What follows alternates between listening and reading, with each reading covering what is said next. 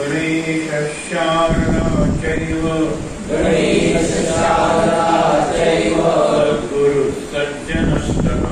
सद्गुरुसज्जनस्तथा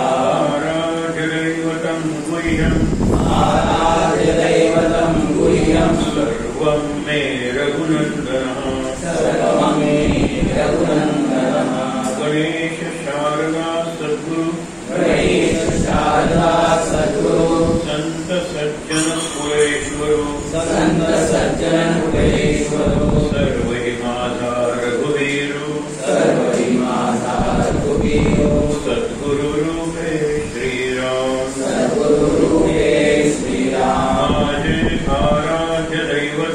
माजे आराध्य दैवत परम गुह्यातीत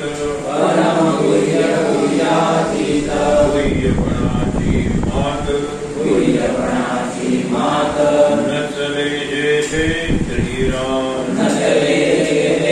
श्रीराम धियो जातो मरुदंशजो क्षितितले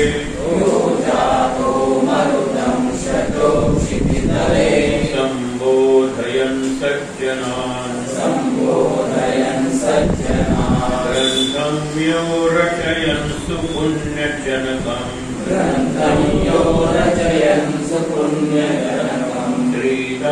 श्रीदासबोधाभिधम् यः कीर्त्या पठनेन सर्वविदुषाम्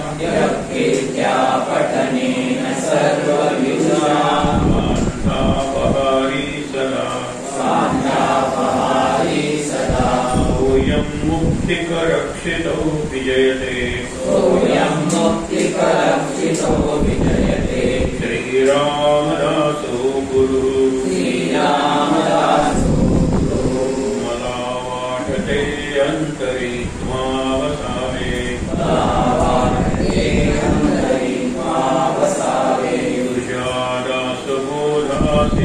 तुषादासबोधासित्माबोधभावे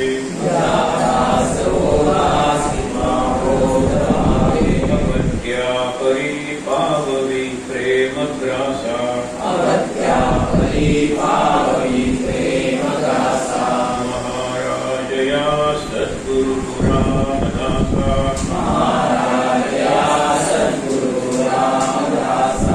ब्रह्मानन्दं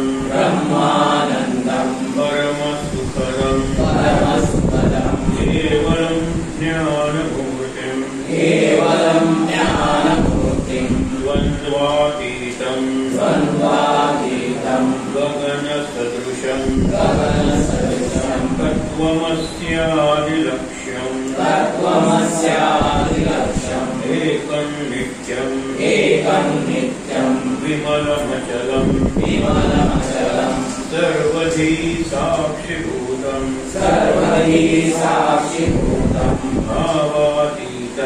भावातीतं त्रिगुणरहितं सद्गुरुं तं नमामि गुरुर्ब्रह्मा गुरुर्विष्णु गुरुर्देवो महेश्वरः गुरुः साक्षात् परब्रह्म तस्मै श्री गुरवे नमः अनेन प्रीयतां देवो भगवान् जानकीपति श्रीरामचन्द्र पूर्वेषाम् अस्माकं कुलदैवतं श्रोता वक्ता श्रीराम समर्थ जय जय रघुवीर समर्थ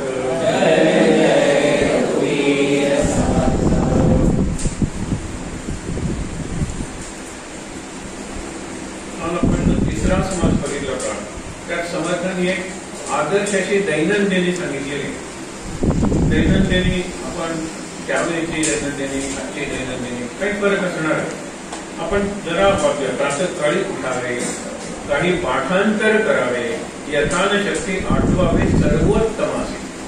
सर्वोत्तम म्हणजे कुठला देव नाही लक्षात ठेवा, परब्रह्म. ते प्रभातेमध्ये रामचिंतित लावा सांगितलेलं, चिंतन करा रामाचं. रामाचं वाचन करा म्हणून नाही सांगितलं, चिंतन करा. रामाचं स्वरूप काय, रामाचं चरित्र कसं आहे, रामाच्या अंगात कोणते गुण आहेत, रामाला मर्यादा पुरुषोत्तम का म्हणतात, रामाने इथे कोणती मर्यादा पाळलेली आहे, असं चिंतन करा. आणि नंतर राममुखी बघा, नंतर तुम्ही नाम घ्या. हे महत्वाचं आहे.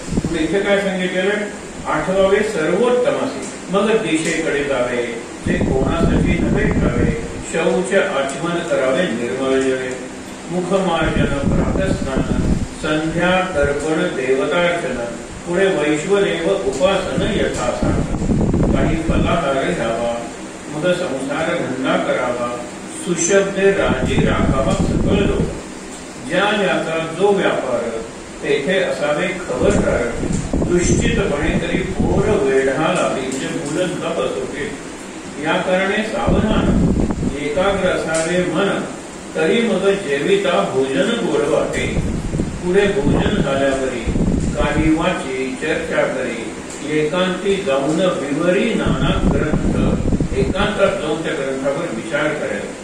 ऐक सदैवपणाचे म्हणजे भाग्यवान माणसाचं लक्षण, रिकामा जाऊन नेली एक क्षण, प्रपंच व्यवसायाचे ज्ञान बरे पाहिजे, काही धर्म चर्चा पुराण, काही कथा निरूपण, वाया जाऊ नेली क्षण दोन्हीकडे, ते प्रपंच आणि परमार्थ या दोन्हीकडे त्याचं लक्ष असतं. एकही क्षण तो वाया घालवत नाही. आहे ते तुके देवाचे, ऐसे वर्तने निश्चयाचे, मूळ तुके उद्वेगाचे येणे नीती. सगळं देवाचं, सगळं महाराजांचं जर मानलं तर उद्वेग म्हणजे आपल्याला वैताग येत नाही, आपण उदास होत नाही, या सगळ्या गोष्टी. प्रपंची पाहिजे सुवर्ण, म्हणजे प्रपंचात सोडणे म्हणजे पैसा पाहिजे, निरनिराळी साधन वगैरे पाहिजे, पण परमार्थी पंचीकर कर्म म्हणजे कर्ण पाहिजे. पंचीकरण म्हणजे पंचीकरण, पंचीकर्म म्हटल्यानंतर आयुर्वेदातलं पंचकर्म वाटेल, कर्ण नाही, पंचीकरण. कर्ण म्हणजे पंचीकरण. ते 5 5 5 5 असा तो विचार आहे. पहिलं मूळ 5 काय, पृथ्वी आप तेज वायू आकाश, नंतर काय आपली इंद्रिय नाक कान डोळे जीभ त्वचा, नंतर त्यांचे विषय शब्द स्पर्श रूप रस गंध, मग त्यांचे 5 प्राण म्हणजे ओम प्राणाय स्वाहा, अपानाय स्वाहा, व्यानाय स्वाहा, समानाय स्वाहा, उदानाय स्वाहा, ब्रह्मणे स्वाहा, हे 5 प्राण. असे 5 5 5 गोष्टींचा विचार केलेला आहे. तो अभ्यास करायचा विचार आहे, तो सांगण्याचा विषय नाही. आणि तो निर्णय ग्रंथात प्रत्येक दाखवण्याच्या ग्रंथात टेबल करून दिलेला आहे. तो समजणारच नाही मला, आणि समजलं नाही ना तर काही बिघडत नाही. मी समजून घेण्याचा प्रयत्न केला विद्यार्थी म्हणून, पण त्यानंतर कधीही मी त्याच्याबद्दल विचार केला नाही किंवा जास्त बोललेलो नाही, माझं काहीही नडलेलं नाही. पण पंचीकरणाचा म्हणजे काय, तत्वज्ञानाचा विचार पाहिजे, अध्यात्माचा विचार पाहिजे. थोडक्यात म्हणजे प्रपंच करावा नेटका मग घ्यावे परमार्थ विवेका. हे मग का सांगितले, आधी प्रपंच कर पण मग परमार्थ करशील का, हेच इथेही सांगितलंय. इथे सुवर्ण आणि पंचीकरण असं सांगितलेलं आहे. महावाक्यांचे विवरण करीत असते, म्हणजे चिंतन कर. महावाक्य म्हणजे काय, की तत्वम असी, अहम ब्रह्मास्मी, अयम आत्मा ब्रह्म, सर्वम खल्विदम ब्रह्म, ही सगळी महावाक्य सांगितलेले सूत्रवाक्य. त्याचं चिंतन करा. प्रत्येकाला जमणार नाही, पण संतांनी तेच आहे, सर्वभूती परमेश्वर, अवधे जगो विष्णुमय. हे जे तुकाराम सांगतात, विचार करा ना, अवधेय जग सांगितलेलं आहे, त्यातून एक्सेप्शन सांगितलेले नाहीये. सगळ्या म्हणजे जे मंदिरात आहेत तेच विष्ठेत आहे, जे गटारात आहेत तेच तुमच्या गावात आहे, हे सगळीकडे आहे. निदान विचाराच्या पातळीवर तरी आपल्याला पत्र दे ना. विचाराच्या पातळीवर गटारातून होणारं पाणी तोही नारायण आहे. आपो नारायण, गंगेचं पाणी नारायण आहे, मानस सरोवराचं पाणी नारायण आहे, माझ्या नळातून येणारं पाणी नारायण आहे. आता तुम्ही काय गटारातलं पाणी पिणार आहे का, आपण नमस्कार करा. ते घाण पाणी तिथून वाहिलं नसतं तर झोपडपट्टीतून वाटत असतं, सगळ्यांच्या दारातून वाहिलं असतं आणि आरोग्य धोक्यात आलं असतं. म्हणून ते गटारही महत्वाचं आहे. तिथून घाण पाणी वरतून, कारण ते पाणी घाण झालं कारण तू स्वच्छ झालास म्हणून, हे लक्षात घेऊया. या संपूर्ण सृष्टी सगळ्या गोष्टी एकमेकावर अवलंबून आहेत. एक साधी गंमत करतो, मागे सांगितले ते आपण कुठेतरी जातो. पूर्वीच्या काळी काय प्रवास असायचा आणि प्रवासात कुठेतरी ते शौचाला बसले, मल विसर्जन केलं. मल विसर्जन केल्यानंतर त्याला घाण वास येतो, तो लगेच म्हणतो तिथून जाऊया निघून, आणि तो निघून जातो. अरे पण आतापर्यंत तोच मल तो पोटातून वाहत असतो. You are tiffin carrier of that मल विष्ठा. का नाही विचार करत? अरे मल मूत्र ज्याला घाण म्हणतो ते सगळं शरीराच्या आत आहे. समर्थांचं एक वाक्य आहे की जगात सगळ्यात घाण वास येणारी वस्तू कुठली असेल तर सकाळी उठलेल्या माणसाचं तोंड. शर्मकुंड सांगितलेलं आहे, पण खरंच आहे. मग त्याच्यात तुम्ही जर एखादा असं भिकण वगैरे ठेवलं आणि ते जर घातलं तर कोंबडीचं पिल्लू मरेल. एवढी विषय असतात त्याच्यात, टॉक्सिन्स असतात, जाणारे पदार्थ असतात. म्हणून सगळा नरक आहे ना तो माझ्या हात आहे. पण त्याचबरोबर किती सुंदर केलेलं आहे मला देवाने मला मेंदू दिलाय, बुद्धी दिलेली आहे, बुद्धीच्या निर्णय शक्ती दिलेली आहे. म्हणून मी स्वर्गाचा नरक आणि नरकाचा स्वर्ग, हे अत्यंत महत्वाचं वाक्य आहे की माणसाच्या मनातच स्वर्गाचा नरक म्हणतो आणि नरकाचा स्वर्ग म्हणतो. ही सगळी शक्ती क्षमता माणसाच्या मनावर आहे. मन म्हणजे बुद्धी. बुद्धीनं जर ठरवलं ना तर ठीक आहे, हे वाईट आहे ना, त्यातून मी निर्माण करेन.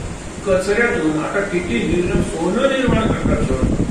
तुम्ही जर गेलात आपल्या इकडे सुद्धा साडीवाला मला वाटतं तो प्रकल्प आहे, महाराष्ट्रात जिल्ह्यात ते प्रकल्प आहे. सगळ्या प्रकारचा कचरा आणला जातो, तो आयसोलेट निरनिराळे केले जातात, त्यांची पावडर केली जाते आणि ती पावडर निरनिराळ्या कामासाठी वापरतात. ती ऍग्रिकल्चरला वापरूया, ती याच्या डिटर्जंट म्हणून वापरूया, हे बघा ना सगळं. तर प्लास्टिकचे सुद्धा श्रेडिंग म्हणतात ना, एवढे तुकडे करतात. पण या प्लास्टिकचा सुद्धा निरनिराळ्या प्रकारे उपयोग करतात. आपण म्हणतो ना रिड्यूस यूज पहिल्यांदा, नंतर रियूज पुन्हा वापरा आणि नंतर रिसायकल. हे तीन आहे, कमीत कमी वापरा. म्हणून आता प्लास्टिकला बंदी आहे म्हणजे कुठली एका ह्याच्यात वाईट होतं आणि ते आपण फेकून देतो. पण पुन्हा पुन्हा वापरणार जे थिक प्लास्टिक आहे ना, त्याची लाव. प्लास्टिक शिवाय आपलं चालणार नाहीये. पूर्वी जी आपली औषधं काचांच्या बाटल्यातून येते, काचेच्या बाटल्यातून येते, त्यात सगळी प्लास्टिकच्या बाटलीत झाली ना. एखादं काचेच्या येत असेल तर त्यांच्या अजून काचेच्या बाटल्या संपलेल्या नाहीये, हे लक्षात. ते मोठी जाहिरात करते ना, आमचं च्यवनप्राश आम्ही काचेच्या बाटलीतूनच देतो. याचा अर्थ संपल्यानंतर तोही प्लास्टिकच्या बाटलीतूनच देणार. प्लास्टिकच्या निरनिराळ्या ग्रेड्स येतो, जाहिरात काही वाईट नाहीये. सांगितलं ना, मातीतून सोनं काढतो तो मोठा, गुलाबातून जर अत्तर काढलं तर ते महत्वाचं नाही. महाराज म्हणतात मातीतून अत्तर काढलं पाहिजे, मातीतून सोनं निर्माण केलं पाहिजे. खूप चांगला विचार आहे. महात्मा गांधींनी जो विचार केला की दुसरे जण जो मल विसर्जन करतात ते त्यावेळेला डोक्यावरून त्यामुळे भक्ती नावाची जमात आपण म्हणतो, डोक्यावरून न्यायचा. गांधी म्हणाले की कशाला माझा महिला त्याने डोक्यावरून न्यायला. रामकृष्णाने हा प्रयोग केला की मग त्यांचा महिला मी माझ्या डोक्यावरून नेईन. आणि म्हणून ते भरून पाठी डोक्यावर घेऊन गांधीजींनी शेतात टाकला आणि त्याला सांगितलं की हे सोनं आहे, दिस इज येलो गोल्ड. तुम्ही घाला तुमच्या शेतात आणि त्यातून जी पिवळी पिकं येतील, पिवळी कणसं येतील, पिवळी फळं येतील, त्यावेळेला तुम्हाला कळेल की जी निष्ठा घातली होती दॅट वॉज येलो गोल्ड. सोनं वगैरे केलं त्यांनी, पण त्यांनी प्रयोग करून सांगितलं ना. आपल्याला हे नुसतं ऐकताना सुद्धा किळस येते, इतके आपे. पण मी तुम्हाला म्हणतो हे सगळे पदार्थ आत आहे. जसे रोग माझ्या शरीरात आहे तसा सगळा नरक माझ्या आत आहे. पण मी नरकाचाच विचार करायचा का? म्हणून आता पुढे येणार आहे नरदेह स्तवन निरूपण. एकदा वाचलंय आपण, नर दुसऱ्यांदा समास आलेला आहे. माणसाच्या देहाची स्तुती केलेली आहे. आता सांगितलेली वर्णनं सुद्धा दाखवणार आहे. मलमूत्रांची गटार आपल्या शरीरात आहेत, हेच शब्द वापरलेले आहेत. सगळं मन वाहतोय, मूत्र वाहतोय, वाहून जात ना सगळीकडे. घाम तर सगळीकडे येतो आणि घाम आणि मूत्र काही फरक नाही विषय, युरियाच आहे दोन्हीकडे.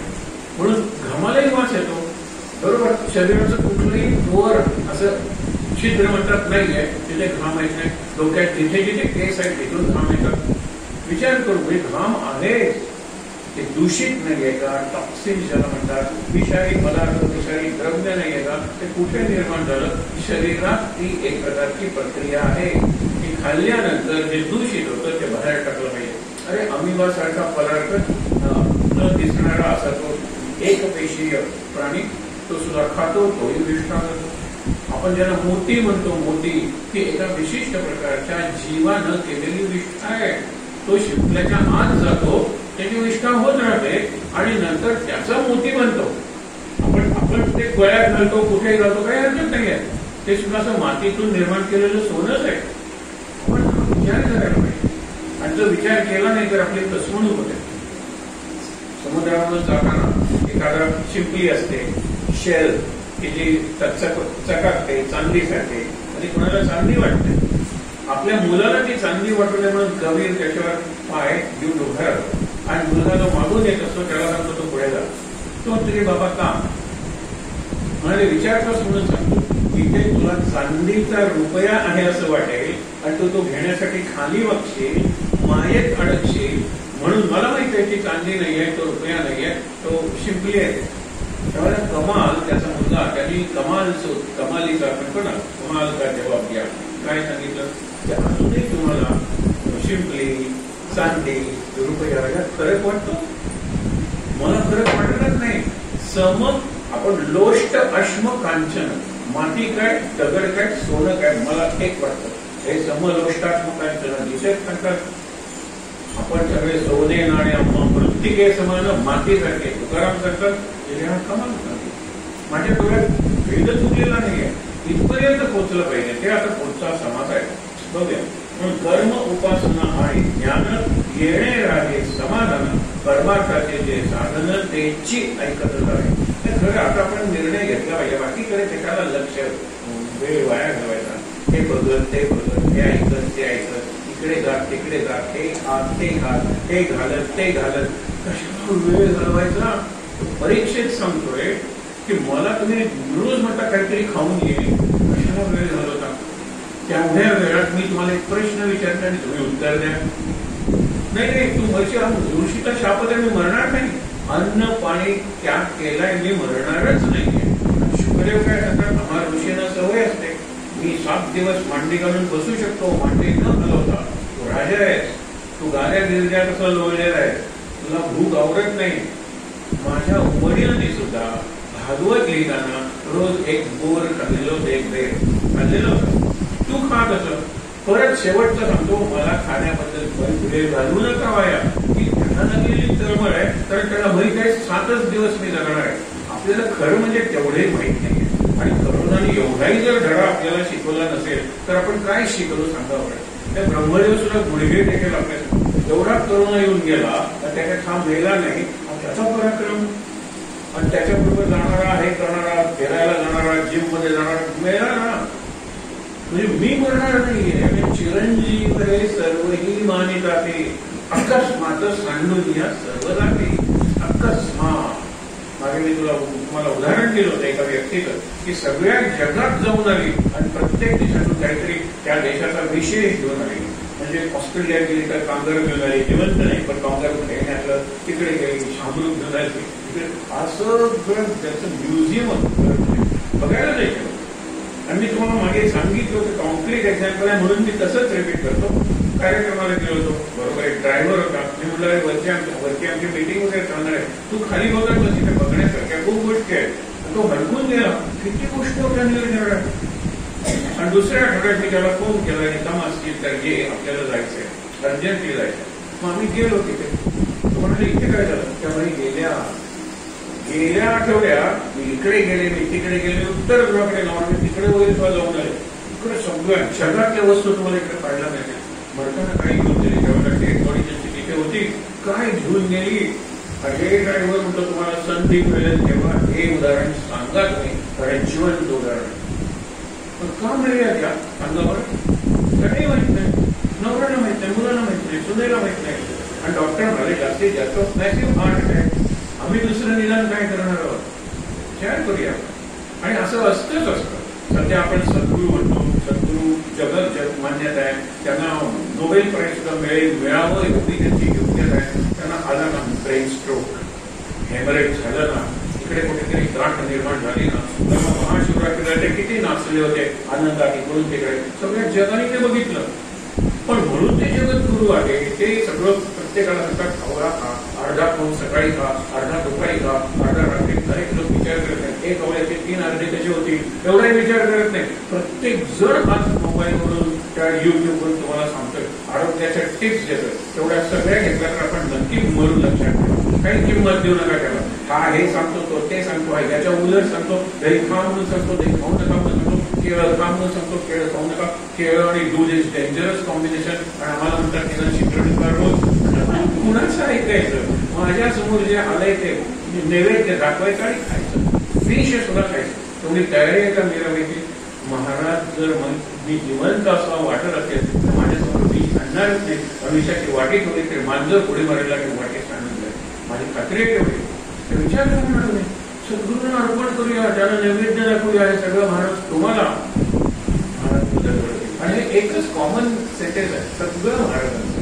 सकळ करणे जगदीशाचे आणि कवित्वची काय मानुषाचे, ऐशा अप्रमाण बोलण्याचे काय होय असे अगदी सांगतात. या ग्रंथाचा कवी मी सुरुवातीला म्हणले सगळं करणे जगदीशाचे, सगळं तो जगदीश करतो, पण ग्रंथ मात्र मी लिहिलेला आहे. हा चोर त्यांनी शब्द हा मध्ये आणला कोण? मी नावाचा चोर मध्ये आणला कुठून तुम्ही? सगळं जगदीशाचं आहे, त्याच्या नावेच सगळं झाला, त्याच्या नावे घ्या. हा पुढचा समास आहे. ब्रह्म म्हणजे निराकार, गगनासारखा विचार, विकार नाही, निर्विकार त्याचे ब्रह्म. हा विकार म्हणजे तो कितीतरी अर्थ आहे त्याला. साधा आपण दूध ठेवलं, मग ते समजा तापवलं, त्याचं दही केलं, हे विकार आहे. दुधाचं दही, दहीचं ताक, ताकाचं लोणी, लोण्याचं तूप, तुपातून निरनिराळ्या मिठाई, निरनिराळे खाण्याचे पदार्थ, औषधं, हे सगळं चालू विकार आहे. दुधाचे हे सगळे विकार आहेत. माणूस बघा लहानपण होतं, नंतर किशोरावस्था आली, नंतर तरुणावस्था आली, प्रौढावस्था आली, वृद्धावस्था आली, निघून गेला. विकार आहे. 6 मूळ विकार सांगितलेले आहेत. ते विकार ब्रह्माला नाहीये, ते ब्रह्मा विष्णू महेशला आहे. लक्षात ठेवा, ब्रह्मा म्हणजे ब्रह्मदेव, ब्रह्मा म्हणजे ब्रह्म नाही, ब्रह्म परब्रह्म या विकारांच्या पलीकडे. 6 विकार कुठले? असते, असतो, जायते जन्मतो, वर्धते वाढतो, विपरिणामते ट्रान्सफॉर्म होतो, अपक्षीयते वाटाण होतो, नश्यते मरून जातो. ते 6 विकार आहेत. पहिल्यांदा आपण असतोच असतो. आई वडिलांच्या पोटी जन्म घेण्यापूर्वी आपला काही तो पहिलाच जन्म नसतो, जन्म झालेले असतात. प्रारब्ध भोगण्यासाठी कोणते आई वडील, कोणती आई, कोणतं कुटुंब, कोणती जागा योग्य आहे त्याप्रमाणे जन्म आलेला आहे. मला असती हे होतोच आत्म्याच्या पातळीवर. जायते आपला देह आला, वर्धते देह वाढत द्या, विपरिणामते ट्रान्सफॉर्मेशन, मुलं वयात येतात. आपण म्हणतो ना केवढं मोठं ट्रान्सफॉर्मेशन आहे, त्याच्याशिवाय काहीच होणार नाही. मुलं वयात येतात, मुली वयात येतात, हे ट्रान्सफॉर्मेशन आहे. यांना दाढी येते, मिशा येतात, ते आहे ट्रान्सफॉर्मेशन आहे. आणि इथे प्रत्येक वेळेला मुलांना तुम्ही माहिती द्या, त्यांना ज्ञान दिलं ना की ते खऱ्या अर्थाने निर्भय होते. Knowledge is power, knowledge makes you fearless.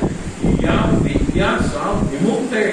ज्ञानात एव तू कैवल्यम, खरं लिबरेशन, खरी मुक्ती, खरं स्वातंत्र्य हे ज्ञानात आहे. आणि ज्ञानाचा गणेश आणि सरस्वती. गणेश म्हणजे एन्सायक्लोपीडिया, लायब्ररीतला, आणि सरस्वती म्हणजे तो आणला शिक्षकांनी, जर कधी काय आणला असेल तर रामायण काळात आणला असेल वसिष्ठाने, मला माहिती आहे. त्याच्यानंतर तो रेफर केला, हे केला, ते केला. आपण हे करतो, गुगल करतो, हे करतो, माहिती करतो. सरस्वती राहिली. गुगलमध्ये गणेश बसलाय केव्हा, सगळं ज्ञान आहे तिथे, बरोबर. मग त्यावेळेला व्हायला लागलं ज्ञान किती सरस्वती झाली. मग मी हे ऐकलं, आज त्याला सहज विचारलं. काल मला कोणीतरी म्हणलं की तुम्ही ChatGPT ला उल्लेख केला बरं आहे. आज त्याला विचार स्टोरीज असोसिएटेड विथ बोली. कारण मला 1-2 चांगल्या गोष्टी चांगल्या माहिती आहेत, ते आणखीन काही सांगा. त्यांनी तिसरी एक गोष्ट सांगितली. And there are some other stories also. मी आणखीन स्टोरीज विचारलं तर त्यांनी आणखीन एक सांगितली होती. त्या 2-3 स्टोरीज आहेत त्या आपण संध्याकाळी बघणार आहोत. म्हणजे मला त्यांनी किती वेगात दिलं. माझं शेवटचं बटन दाबायचं टॅक टॅक टॅक तो मजकूर यायला ना सगळं येतं बघा. म्हणून ज्या वेळेला आहे माझ्या मोबाईलमध्ये तो गणेश आहे, गणेश हा स्थिर आहे, गणेश हा स्थितिमान आहे, तर शारदा गतिमान आहे. त्याला आपण म्हणतो एक आहे तो पोटेन्शियल आहे, दुसरा आहे तो डायनॅमिक आहे, कायनेटिक आहे. आपण नेहमीच म्हणतो ना पोटेन्शियल एनर्जी, कायनेटिक एनर्जी. व्हायला लागली की सरस्वती आहे. आणि म्हणून आपण तो सरस्वती रस आहे आणि रसवती आहे. जशी कला कलावती, गुण गुणवती, तशी रसवती. मागे स म्हणजे आणखीन एक लावून टाका, चांगला रस आहे सरस्वतीला. विचार करूया. पण त्याला ट्रान्सफॉर्मेशन म्हटलेलं आहे. तर अपक्षीयते, क्षीण होत जातो, वजन कमी होतं, कॉन्ट्रॅक्ट होतो माणूस. मारायच्या वेळेला जर बघितलं ना तर 6 फूट उंचीचा असतो ना, एखादा इंच कमी झालेला वाटतो, जाड असतो, खचलेला वाटतो. अपक्षीयते, क्षीण होत जातो, खंगत जातो मराठीत. आणि नश्यते, मरतो. पण असते पुन्हा असतो ना आत्म्याच्या रूपात. जोपर्यंत आत्मा परमात्म्याला किंवा आपण सद्गुरूंना सोपवल्याचं मिळत नाही तोपर्यंत जन्म मरण चालू राहणार. त्याला यातायात आणि येरघार असं संत म्हणतात. जन्म मरण चक्र, कोण म्हणतात? संस्कृत. चक्र नेहमी क्रम, नेहमी म्हणजे चक्र स्पोक्स असतात ना, म्हणजे वरून खाली घराट गाडगं, दीर्घाळी गाडगी बांधलेली आहे. ते काय होतं, खालचं गाडगं भरतं त्यावेळेला वरचं गाडगं रिकाम होतं. ते भरलेलं गाडगं त्याचं वर लागलं आणि परत ते रिकाम होतं त्यावेळेला खालचं भरतं. असं चालू लागलं चक्र नेहमी क्रम. कितीदा जन्म अडवला आपण. म्हणून तू माय बापे लक्षानुलक्ष तू कुठल्या आईचं श्राद्ध करतोस सांग बरं. तुला किती आई आतापर्यंत होऊन गेलेले आहे, किती वडील होऊन गेलेले आहे. ऋषी नाही करत डॉक्टर ज्याचं सांगतात तिथपासून परंपरा नाही आहे का? मग श्राद्ध करताना त्याचं स्मरण करा. आपण 3च पिढ्यांचं स्मरण करतो, कारण 4थ्या पिढीचं नावच आपल्याला माहित नसतं. खरंच आपल्याला ठाकर पंजोबांचं नाव कोणाला माहित आहे? नाही माहित. म्हणून ती सोयी केलेली आहे. तुमचं नाव, तुमच्या वडिलांचं, आजोबांचं नाव, जास्तीत जास्त पंजोबांचं नाव. थोडी कुठे माहित आहे? नाही माहिती आपल्याला. पण त्यांच्याबद्दल श्रद्धा आणि कृतज्ञता म्हणजे श्राद्ध. म्हणून सांगितलं का उठल्याबरोबर आईला नमस्कार करा. जिवंत असेल प्रत्यक्षात लाज वाटत असेल मनात, आईला नमस्कार, वडिलांना नमस्कार, आचार्यांना एखाद्या आवडीचा चेहरा डोळ्यासमोर आणा आणि त्यांना नमस्कार करा. एवढी शक्ती येईल तुम्हाला. कारण तुम्ही नमस्कार म्हणजे नमन, नम्रता, नम्र आहे आपण म्हणतो. त्याशिवाय येणारच ते नमस्कार. तिथेच मी शरण गेलेलो आहे. नंतर यात अतिथी म्हणजे आज कुणीतरी माझ्या घरी येऊ नये, कुणीतरी माझ्या जीवनात येऊ नये. एखादा दिवस असा असतो, लक्षात ठेव, कधीतरी आपण पहिल्यांदा भेटलोच असो की, आणि आता इतक्या वर्षांतर मागे बघितल्यानंतर त्या दिवसाचं भविष्य असेल कदाचित. आज अशी एखादी व्यक्ती भेटेल की त्याचा जन्मभर तुमच्या जीवनावर प्रभाव पडेल. आहे ना ते? मागे म्हणून बघूया ना आपण. असा एखादा अतिथी, अशी एखादी व्यक्ती ज्याने जीवनाला टर्निंग पॉइंट.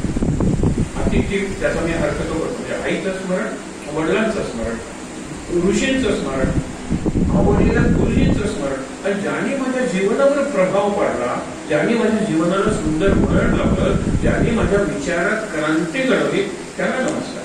महाराजांना नमस्कार करा, पण महाराजांचा नमस्कार ऋषीच घेऊन जाईल. महाराज आपल्याला आहेत ना, सद्गुरू म्हणजे सर्वच आहे.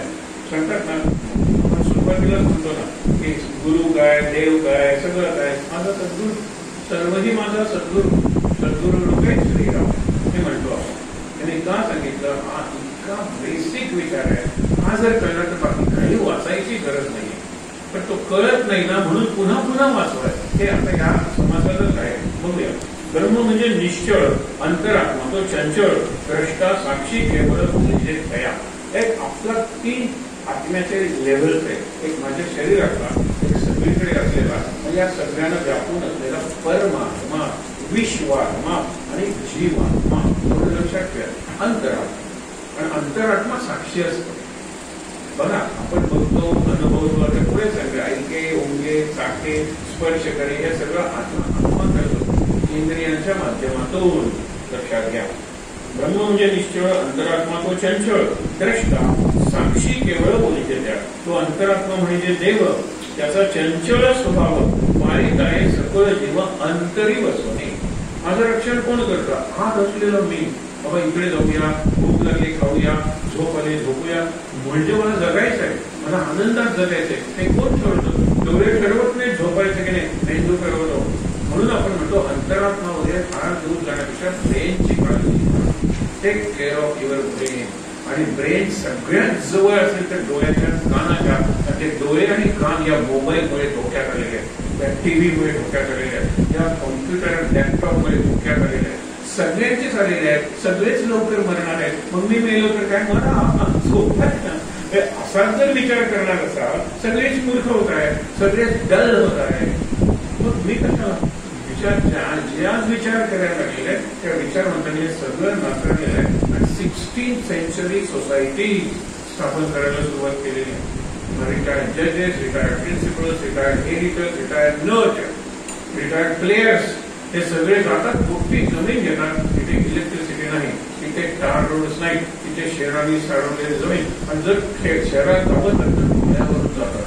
त्या मूर्ख माणसं आहेत का? पश्चिमेची त्यांनी उपभोग खूप घेतलेला आहे. जितकं उपभोग जास्त तितकं वैराग्य चांगलं, माहित आहे ना. आता अंतू बर्वा पुलंचा म्हणतोच ना, काय गांधीजींचं कौतुक करता, आम्ही कुठे पूर्ण कपडे घालतो, काय गांधीजींचं कौतुक करतात, ते चक्रा घालून चालतात, आम्ही चालतच असतो, काय पुढे उपवास करतात, आम्हाला केव्हा अन्न मिळेल खात्री नाहीये. काय ग्रेट आहे ना, हे लक्षात घ्या. मुद्दा तो नाही आहे. मुद्दा आहे मला आलेलं जीवन मी आनंदात कसं जगेल. पुढे बघा, मग कळेल आपल्याला. कर्म मार्ग, उपासना मार्ग, ज्ञान मार्ग, सिद्धांत मार्ग, प्रवृत्ती मार्ग, निवृत्ती मार्ग, देवची चालवे. आता मी वाचतोय, मी नाही वाचत, आज काहीतरी वाचतोय, आपण मेंदू वाचतोय ना, ते डोळे वाचतायत का? नाही. ज्याला हे स्क्रिप्ट कळत नाही, त्याला डोळे, तोही जिवंत आहे, तो वाचू शकत नाही. मी वाचू शकतो कारण मला स्क्रिप्ट माहित आहे, मी समजू शकतो कारण मला एक भाषा माहित आहे, मला कळतं कारण मला एक शब्द माहित आहे. हे माहित आहे म्हणजे कोणाला? डोळ्याला नाही, कानाला नाही, नाकाला नाही, मेंदूला. मेंदूत निर्णय सेंटर, आणि ती सेंटर्स आपल्याला ज्ञान करून देतात, अनुभव घेऊन देतात. त्याला अंतरात्मा हा शब्द वापरलेला. अंतरात्मा म्हणजे मेंदू का नाही समजायला मी तुम्हाला सांगते. अंतरात्मा दिसतो कुठे, तो चंचल आहे म्हणजे काय, आत्मा आहे ना. हे सगळे त्या वादात शिरूच नका. आपण सोपं करून बघूया. सार असार, निर्विकारी आणि विकारी, एक म्हणेल तो भिकारी, विचाराचे होते वारी म्हणजे नाश, देखत देखता. तर विचारच नष्ट होतात. तुम्ही म्हणतात निर्विकार आहे आणि विकार एकच, जे स्थूल आहे म्हणजे कॉन्क्रीट, आणि जे अमूर्त आहे ऍब्स्ट्रॅक्ट एकच, जे सगुण आहे आणि निर्गुण आहे एकच नाहीये. ज्यावेळेला ज्ञानेश्वर म्हणतात तुझं सगुण म्हणू की निर्गुण होते, सगुण निर्गुण दोन्ही एकूच आहे, ती निराळी पातळी आहे.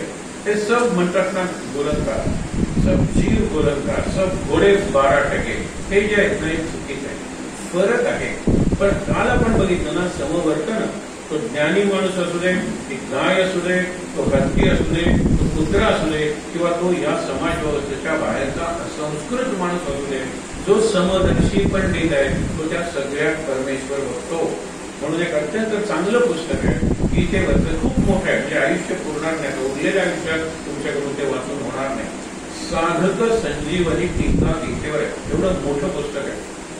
आता निरनिराळ्या आवृत्तीवर निरनिराळे चित्र असतात. एका आवृत्तीवरचं चित्र असं आहे की ते आता सांगितलेले सगळे दाखवलेले आहे. एक ज्ञानी माणूस चाललेला आहे, हत्ती येतोय, त्या हत्तीच्या गंधस्थळावर विष्णू दाखवलाय, एक कुत्रा येते, कुत्र्याच्या कपाळावर विष्णू दाखवलेला आहे, एक असंस्कृत माणूस जातोय त्याच्या हृदयात विष्णू दाखवलेला आहे, एक गाय आहे तिच्या 2 शिंगांच्या मध्ये विष्णू दाखवलेला आहे. त्याला सगळीकडे विष्णूचं दर्शन होतं. समदर्शन म्हणजे कुणाचं दर्शन? गायीचं दर्शन तुम्ही गाढवात घेणार आहात का? कुत्र्याचं दर्शन तुम्ही हत्तीत घेणार आहात का? नाही.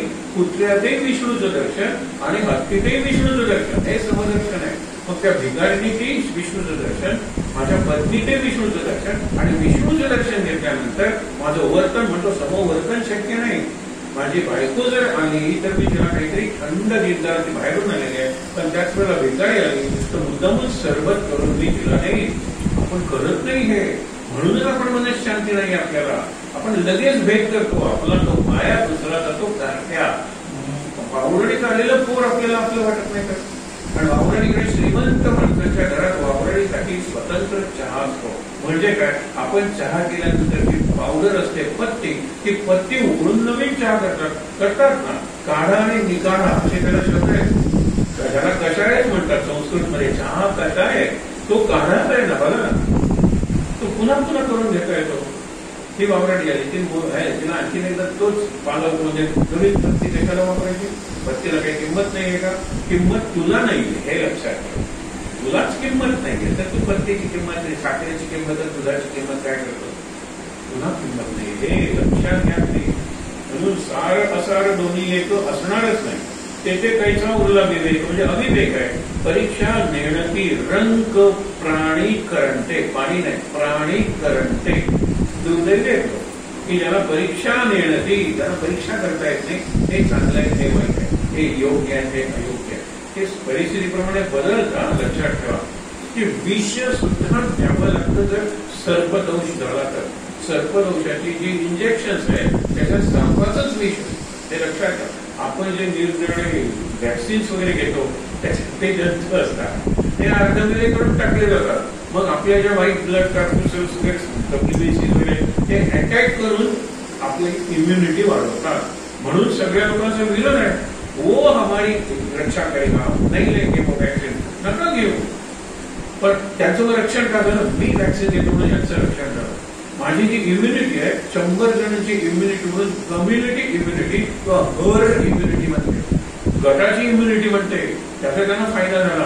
आम्ही घेणार नाही कारण तुम्ही करोनाचे घालता आमच्या याच्यात. ते तत्वच आहे ना.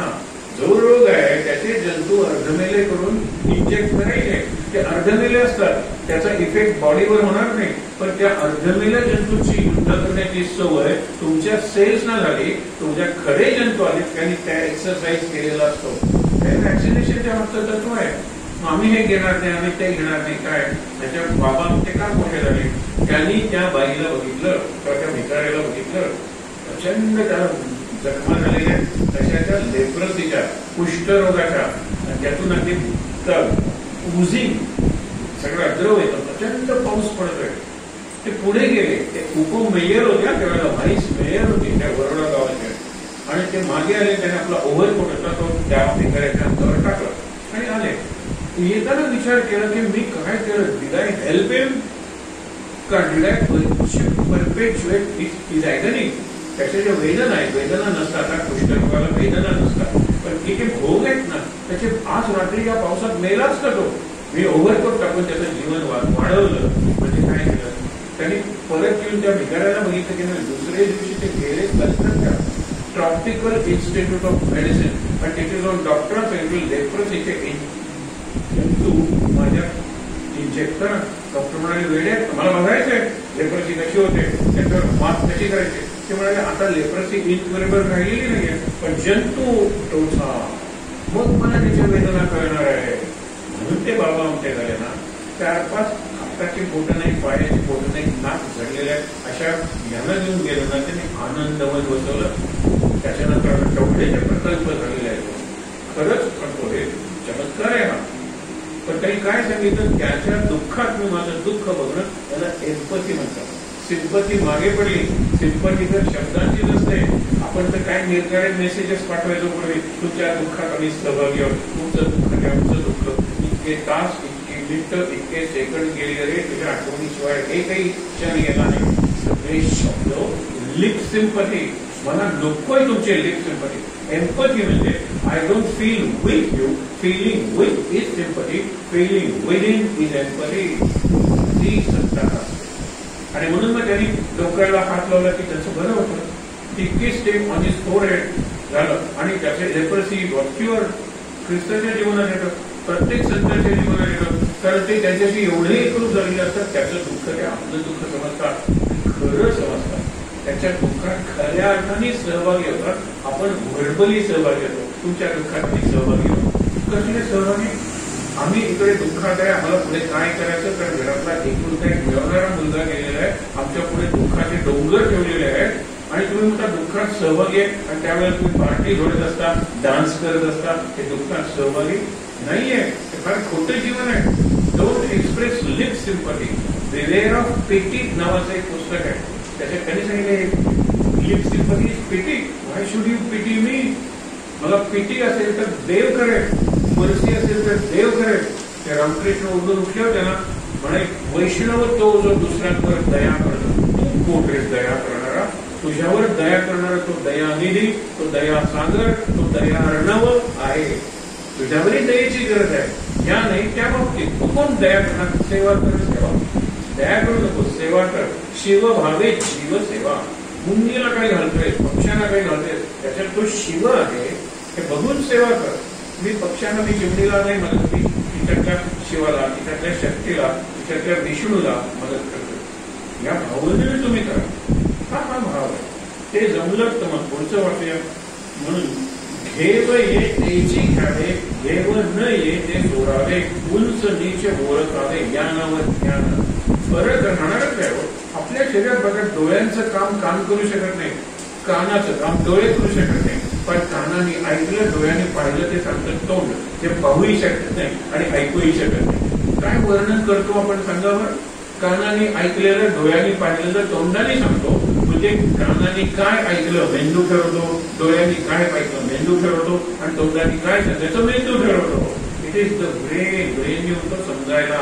कारण ब्रेन साठी मेडिटेशन आहे, ब्रेन साठी नामस्मरण आहे, ब्रेन साठी एक्सरसाइजेस आहे, ब्रेन साठी औषधं आहे, आणि ब्रेनचं सर्जरी करताय. आणखी काय करू? So you can handle your brain. Where is mind? मन आहे कुठे? मनाला कसं इंजेक्शन देणारा वगैरे वगैरे. आता महाराज म्हणतात मनाचे श्लोक हे मनाचे इंजेक्शन आहे, पण मेंदूने अर्थ लावला तर आणि मेंदूने ठरवलं जीवनात जगायचं तर त्या मनाला कसं इंजेक्शन देणार? विचार करूया आपण. म्हणून सांगितलेलं आहे, असो विवेके विन बोलणे चितुकाशीन, कोणी एके श्रवण मनन केलेची करा. कोणी एके म्हणजे प्रत्येकाने श्रवण मनन केलंच पाहिजे. नाही तर नुसतं ऐकून कितीतरी आपण ऐकतो. दुसरा समाज राजकारण निरूपण. आपण घाबरतो राजकारणात स्वतःला, आणि चांगल्या माणसांनी खरंच घाबरावं. राजकारणात चांगली माणसं गेली तर विनोबा कधीही रिकामे नसायचे. ते गवत काढताय म्हणून जा आपल्या विनोबाला भेटा, मग ते प्रश्न विचारायचे, आणि गवत काढता काढता ते विनोबा उत्तर द्यायचे. असे जे सत्संग आहे, विनोबा मोठाच माणूस होतो, माझ्या जीवनावर प्रभाव पडलेली एक महत्वाची व्यक्ती विनोबा आहे. चिंतन कसं करायचं शिकवलं, त्यांना प्रश्न विचारला. चांगले माणसं जर राजकारणात गेले तर काय राजकारण सुधारणार नाही का? विनोबा काम होते ते काम करत राहिले. त्यांनी सांगितलं लाखो वर्षापूर्वी नद्याने ठरवलं समुद्र जो खारट आहे ना त्याला गोड करायचं. विनोबाने गप्प होतो आणि टाळ्या वाजवायच्या की पिटाळ्या. टाळ्या वाजल्यात आता निघा, डोंट ईट माय टाइम, माझा वेळ खाऊ नका तुम्ही. मी तुमच्या प्रश्नाला उत्तर दिलं, ते टाळ्या का वाजवायचे? मग त्यांचे जे सेवक असायचे, आता निघा तुम्ही, प्रश्नाचं उत्तर दिलं, आता ते रेंगाळू नका, विनोबांचा वेळ घेऊ नका. विनोबांनी काय उत्तर दिलं? लाखो वर्षापूर्वी नद्याने ठरवलं की समुद्र आपण गोड करूया. झालाय, नद्या आणून वाहत येतात, हो नद्यांचं पाणी गोड असतं, समुद्र खारटच राहील ना. राजकारणात जर चांगली माणसं गेली तर राजकारण समुद्रासारखं खारटच राहील, किंवा ती माणसं समुद्रासारखी खारट होती, ती माणसं करप्ट होते, चांगली माणसं नाही तर राजकारण सोडून जाते. दोन्ही प्रकारची उदाहरण आहेत आपल्याकडे. म्हणून कर्म केलेचे करावे, मगाशी सांगितलं, ध्यान धरलेचे धरावे, विवरलेचे विवरावे, पुन्हा निरूपण. मी पुन्हा पुन्हा का सांगतोय? ह्याच उत्तर दिले ना की सेविलेचे लागावे, सेवावे पुन्हा पुन्हा. सेवने अवघड असेल, जेविलेच लागावे, जेवावे पुन्हा पुन्हा. हा 4 महिन्यात मी खाणार नाही, खाणार नाही का? मी कांदा खाणार नाही, लसूण खायचा विचार करेल, पहिले 2 महिने खाणार नाही, नंतर लसूण. हे कसलं खाणं, हा कसला उपवास नाहीये ना. त्यापेक्षा मी सगळं खाईन पण मी खाण्यात नसेल. का लक्षात ठेवा, मी खाण्यात नसेल. म्हणूनच म्हणते ना, नाम घेता ग्रासो ग्रासी तो जेवीला उपवासे. तर जेवण केले त्याने मांसाहार जरी केला पण नाम घेत केला, लक्षात ठेवा, तर तो जेविलाची उपवासी. त्याचा उपवास आहे, एकादशी आहे. त्यांनी काय खाल्लं? जगण्यासाठी खाल्लं. बस ज्या वेळेला मरणाचा प्रसंग आला त्यावेळेला दुष्काळ पडला होता, कुत्र वगैरे मरून पडलेलं होतं. कुत्र्याची तंगडी भाजी आणि विश्वामित्रांनी खाल्ली. कारण का? की त्याला शरीर जगवायचं होतं पुढच्या ज्ञानासाठी. हे लक्षात ठेवा ना, ते कुत्र्याची तंगडी तर विश्वामित्र खातात तर आम्हाला खायला हे साधं उत्तर आहे ना. यांनी त्यावेळेला ते खाल्लं, तो अबद्ध होता, कारण त्याला काहीतरी करायचं होतं. मागे आपण गोष्ट बघितली, गोष्ट सांगण्यात वेळ लागत नाही. पण बुद्ध विचारतो की तुमच्यातलं मूर्ख मला कोण म्हणालं? मी म्हणाले. का मूर्ख म्हणाला मला? कारण अरे का तू अशक्त झालेला आहे, तुला काहीतरी मिळवण्यासाठी तू या झाडाखाली बसलाय. आम्ही मागे आलो तर त्यावेळेला तू इथे होता, तर तुला जे मिळवायचंय ते मिळवण्यापूर्वी तू जर मेलास, मूर्ख नाही आहेस का? त्याच्यासाठी जगण्यापुरतं खा. मग समोर जी खीर असायची ती सुजातानाची बिल्ली आणून ठेवायची, ती बुद्ध खायचाच नाही. मग ती सकाळी संध्याकाळी यायची, बुद्धाला नमस्कार करायची, प्रसाद म्हणून घेऊन जायचे. त्या दिवशी बुद्धाने खीर खाल्ली. कारण खरंच आहे की जी नाव मला पलीकडे नेणार आहे त्या नावेला जर छिद्र असेल तर दुरुस्त नको करायला. जी निसण आपण म्हणतो, मला टेरेसवर घेणार आहे त्या निसणच्या सगळ्या पायऱ्या स्टेप्स निंदिक नको का ठेवायला. जे शरीर मला निरनिराळ्या गोष्टी जीवनात मिळवून देणार आहे त्या शरीराची काळजी घ्यायला नको का? बेसिक मिनिमम काळजी आवश्यक आहे. म्हणजे त्याला ऐशारामात ठेवू नकाच म्हणून सांगितलंय. पुढे बघा, कैसे हमासी वरले बोलणेच बोलणे पडले का जे बिघडलेच घडले पाहिजे समाधान. तुमचं समाधान गेलं ना ते येईल पण आम्हाला तेच सांगणार आहे. आता एवढी प्रवचनं सांगून शेवटी महाराज नाम घ्याच सांगतात. उदाहरणं निरनिराळी असतात. अरे किती तू व्यापारी आहे, ते डॉक्टर आहे, ते इंजिनियर आहे, ते शिक्षक आहेत, पण जगतो या समाजात. हाच देह आहे. त्याच बसने किंवा ट्रेनने आपण जातो. म्हणजे सगळ्यांचं जीवन जर सारखं आहे तर त्याचं साधन एकच असलं पाहिजे, ते झालं नाम. म्हणून महाराजांचं कुठलंही प्रवचन घ्या, कुठलंही उदाहरण महाराज घेऊ दे, शेवटी सांगतात नाम घ्या, कारण तो आणि तोच उपाय आहे. म्हणून सांगितलं मुख्य ते हरिप्रणाम, दुसरे ते राजकारण, तिसरे ते सावधपण सर्व विषयी. 4 मुख्य सूत्र सांगितली जातात, त्याला चतुसूत्री म्हणतात. इथे 3 दिलेली आहे. आपण चौथं घेऊन म्हणूया. पहिले मुख्य ते एक राजकारण म्हणजे काय लक्षात घ्या. राजकारण म्हणजे राज्यकारण. पहिला म्हणजे मी जे जे करतो ज्यामुळे गोवा राज्याला, मी राहतो त्या गावाला, मी राहतो त्या परिसराला, किंवा मी राहतो त्या कॉलनीला, किंवा मी राहतो त्या घराला, शेजारच्या घराला चांगलं होतं, त्याला राजकारण म्हणलंय समर्थाने. राजकारण इज नॉट पॉलिटिक्स और पॉलिटिकिंग. राजकारण तेच की ज्यामुळे राजाचं कारण, राज्य आणि राजा यांच्यासाठी मी जे करतो. आता शिवाजी जर राजा असेल तर त्याच्यासाठी करायचं नाही का? आता राजाच व्हायचं असेल, दुसरा राजा बनवा तुम्ही, त्याच्यासाठी प्रयत्न करा, त्याला राजकारण म्हणा. राजकारण इज नॉट पार्टी पॉलिटिक्स. राजकारण is not casting vote and electing government. नाही, इलेक्शन वगैरे काही राजकारण काढूनच टाका तुमच्या मनातून. राजकारण म्हणजे राज्यकारण. राज्य संपन्न व्हावं, शांत व्हावं, लॉ अँड ऑर्डर म्हणजे कायदा आणि सुव्यवस्था राज्यात नांदावी, म्हणून तुम्ही जे जे कराल त्याला राजकारण म्हणजे. दुसरं राजा, राजासाठी तुम्ही जे कराल, राजासाठी काय कराल म्हणजे शिवाजीचे मावळे. एक तुम्हाला सांगतो की एक किल्ला अशा वेळेला आपण जिंकायला जाऊ ना, की त्या किल्ल्यात जल्लोष असेल, उरुस असेल, म्हणजे जत्रा असेल, जो दारू वगैरे पिऊन पडलेले असते, अशा वेळेला बेसावर असताना शत्रू आपण थोड्या सैनिकांबरोबर करूया.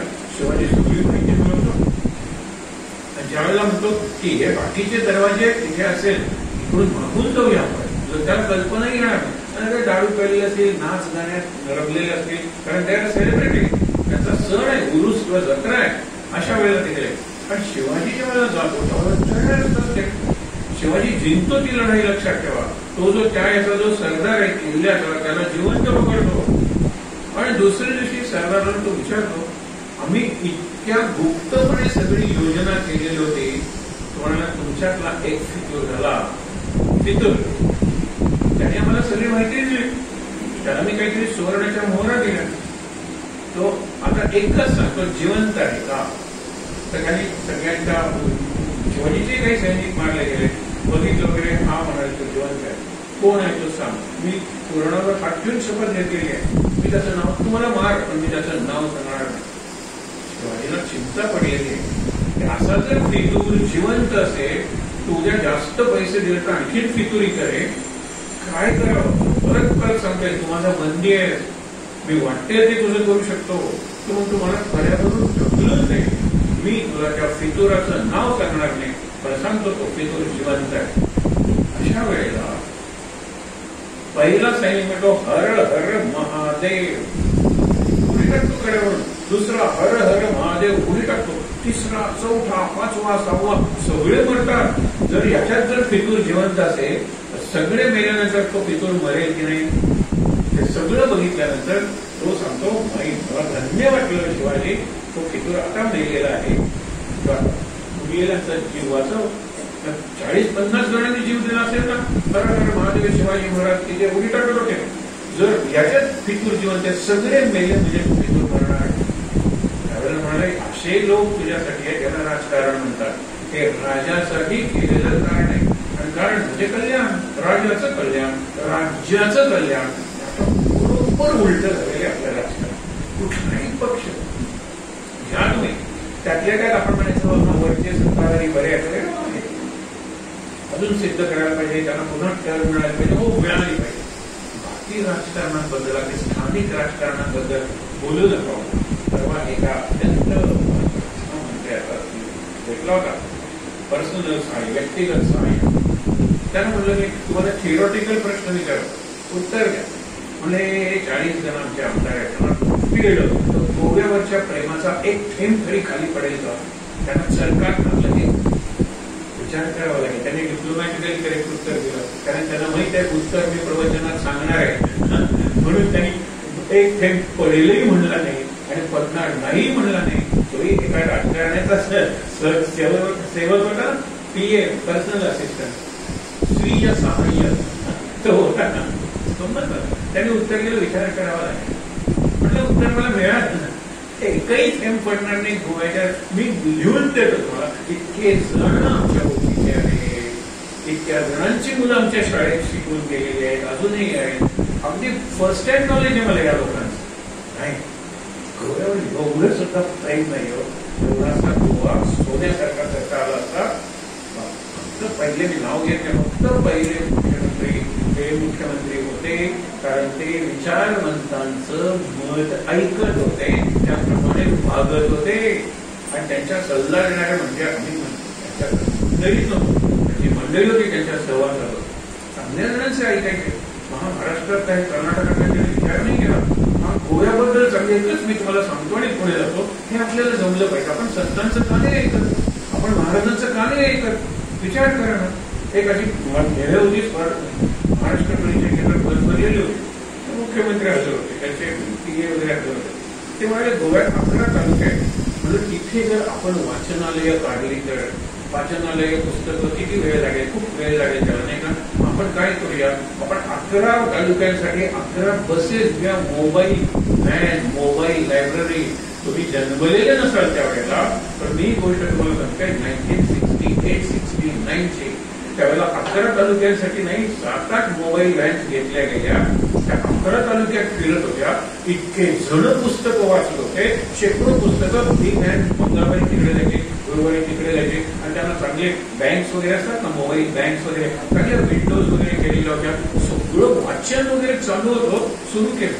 आणि कसं झालं, त्यावेळेला व्हॅनला 1 लाख रुपये मिळत होते. एका ती व्हॅन नाही मोठी बस मिळत होते, एक व्हॅन.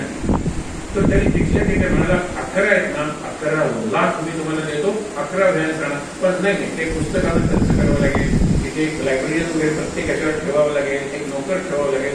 तुम्ही 8 व्हॅन्स आणा, 3 लाख रुपये तिथं बघा. त्यावेळेला पगार किती होते, मला 200 रुपये पगार होता. म्हणजे बघा 200 रुपये, त्यामध्ये खूप वाटतं. आताच्या 20,000 पेक्षा 200 खूपच चांगलं. शुद्ध होतं, सगळं स्वच्छ होतं. गोवा स्वच्छता तर साधे होते, कुटुंब प्रेम करणार होते एकमेकावर. आता हे चित्र बदललंय का? बदलले ते काय मी सांगायला पाहिजे तुम्हाला? विचार करूया आपण.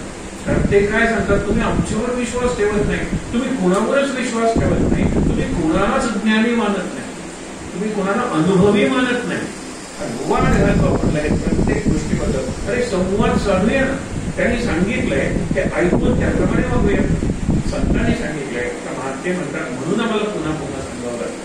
कारण बिघडलंय ते घडत नाही, म्हणून पुन्हा पुन्हा सांगावं लागतं. बिघडणे आणि घडणे तुम्हाला कळतं ना. घडणे म्हणजे हॅपनिंग गुड आणि बिघडणे म्हणजे स्पॉइल, ते सुधारत नाही, म्हणून आम्हाला पुन्हा पुन्हा पुन्हा पुन्हा सांगावं लागतं.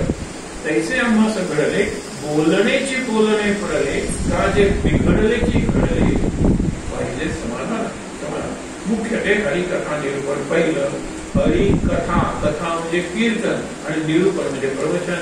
दोन्ही गोष्टी पाहिजे. त्यावेळेला तर माणसं साक्षर नव्हती, वाचन करत नव्हती, म्हणून प्रवचनापेक्षा कीर्तन जास्त प्रभावी होतं. आजही आहे, पण हरिकथा म्हणजे कीर्तन आणि निरूपण म्हणजे प्रवचन. हे पहिलं सूत्र सांगितलंय राजकारणाचं. दुसरं काय सांगितलेलं? दुसरे ते राजकारण, बरोबर. तिसरे ते सावधपणा सर्व विषय. आज सुद्धा सावध राहायला पाहिजे. मी तुम्हाला सांगतो, आपण नको त्या गोष्टीबद्दल खूप सावध आहोत. लॉकर्स बद्दल सावध आहोत, इन्व्हेस्टमेंट बद्दल सावध आहोत, नवीन नवीन वस्तू घेण्याबाबत सावध आहोत, कुठे कोणता सेल आलेला आहे सावध आहोत, अमेझॉनवर काय काय मिळतं सावध आहोत. आयुष्य संपतंय त्याबद्दल सावध नाही, दिवस जात आहेत त्याबद्दल आपण सावध नाही. तेच तर खरं महत्वाचं आहे. तुम्ही घेतलं अन्न चांगलं, पण ते खायला जर संधीच नसेल तर एक बैल येतो आणि त्याने मिळालेली खीर त्या स्वप्नात राजाला उचलून टाकतो, जनक राजाला सगळे मातीत मिसळते. मग मेलो मेलो वाचवा वाचवा म्हणून तो ओरडतो. ते स्वप्न असतं, प्रत्यक्षात सुद्धा घडू शकतं की मला काहीतरी मिळालं तर आपल्या इतक्यात गाडी येते ब्रेक लागतात की माझ्या हातून पडतं. म्हणून there is always a slip between the cup and the lip. Cup आणि लिप याच्यामध्ये आहे, असतेच असते. मी तुम्हाला मजेदार उदाहरण सांगितलं होतं, सत्य उदाहरण सांगितलं होतं. पुन्हा सांगतो म्हणजे तुम्हाला पुढचा विषय कळेल. तो काय सांगतो माहिती का, माझा देवावर विश्वास नाही, माझा गुरूंवर बिलकुल विश्वास नाही, संतांना सत्यानाश केला, हे माझं मत आहे. तो पोलीस ऑफिसर आहे, आपल्या मित्राकडे जातो आणि वैद्य सांगतो की आज काय स्वीट केले आणा. ती म्हणते आज मी गुलाबजाम केले आणा. आणि जातो इतका एवढी जोरात बेल वाजते, त्याच्या हातात घेतलेला एक गुलाबजाम तो खाली ठेवतो. बेल वाजते, 2 पोलीस येतात, साहेब ट्रिपल मर्डर झालाय, तुम्हाला यावं लागेल, 3 खून झालेले आहेत. तो उठतो आणि बहिणीसाठी 2 गुलाबजाम माझं नाव लिहिलेलं आहे त्याच्यावर बघा. आणि आल्यानंतर मला म्हणजे काय हरकत नाही की या वाटीतले 2 गुलाबजाम आल्यानंतर तो बघा मी तुम्हाला सांगितलं ना, देव वगैरे असं काही नसतं, माझं नाव लिहिलं ते गुलाबजाम मीच खाणार. खाल्ल्यानंतर मी सांगते तुम्हाला पोचवायला मी आले, दार बंद करून तुमची प्लेट मांजरांनी खाल्ली, ते गुलाबजामवर मांजराचं नाव होतं, तुमचं नाव नव्हतं. आता गुलाबजाम मी तुम्हाला दुसरे दिले. असं असतं का? त्याने जाने के काय खानेवाले का नाम, पण तो खानेवाला खाणार आहे की नाही जाणार हे भगवान ठरवतो, हे आपण लक्षात येत नाही. मला नाव लिहिलं म्हणजे मी खाणारच. अरे खाता खाता मरशी, खाता खाता काय करेल. त्या भूकंप वगैरे काही सांगू नये करता अनेक जणांनी हातात हात घेतलेले गणजी मंत्र म्हणतायत आणि भूकंप होतो आणि तसेच ते खाली गेलेले आहेत. त्यांना उकरून वर टाकले तर त्यांच्या हातात हात होते. लग्नाचा मुहूर्त होता 26 जानेवारी, ज्यावेळेला गुजरातला भूकंप झाला.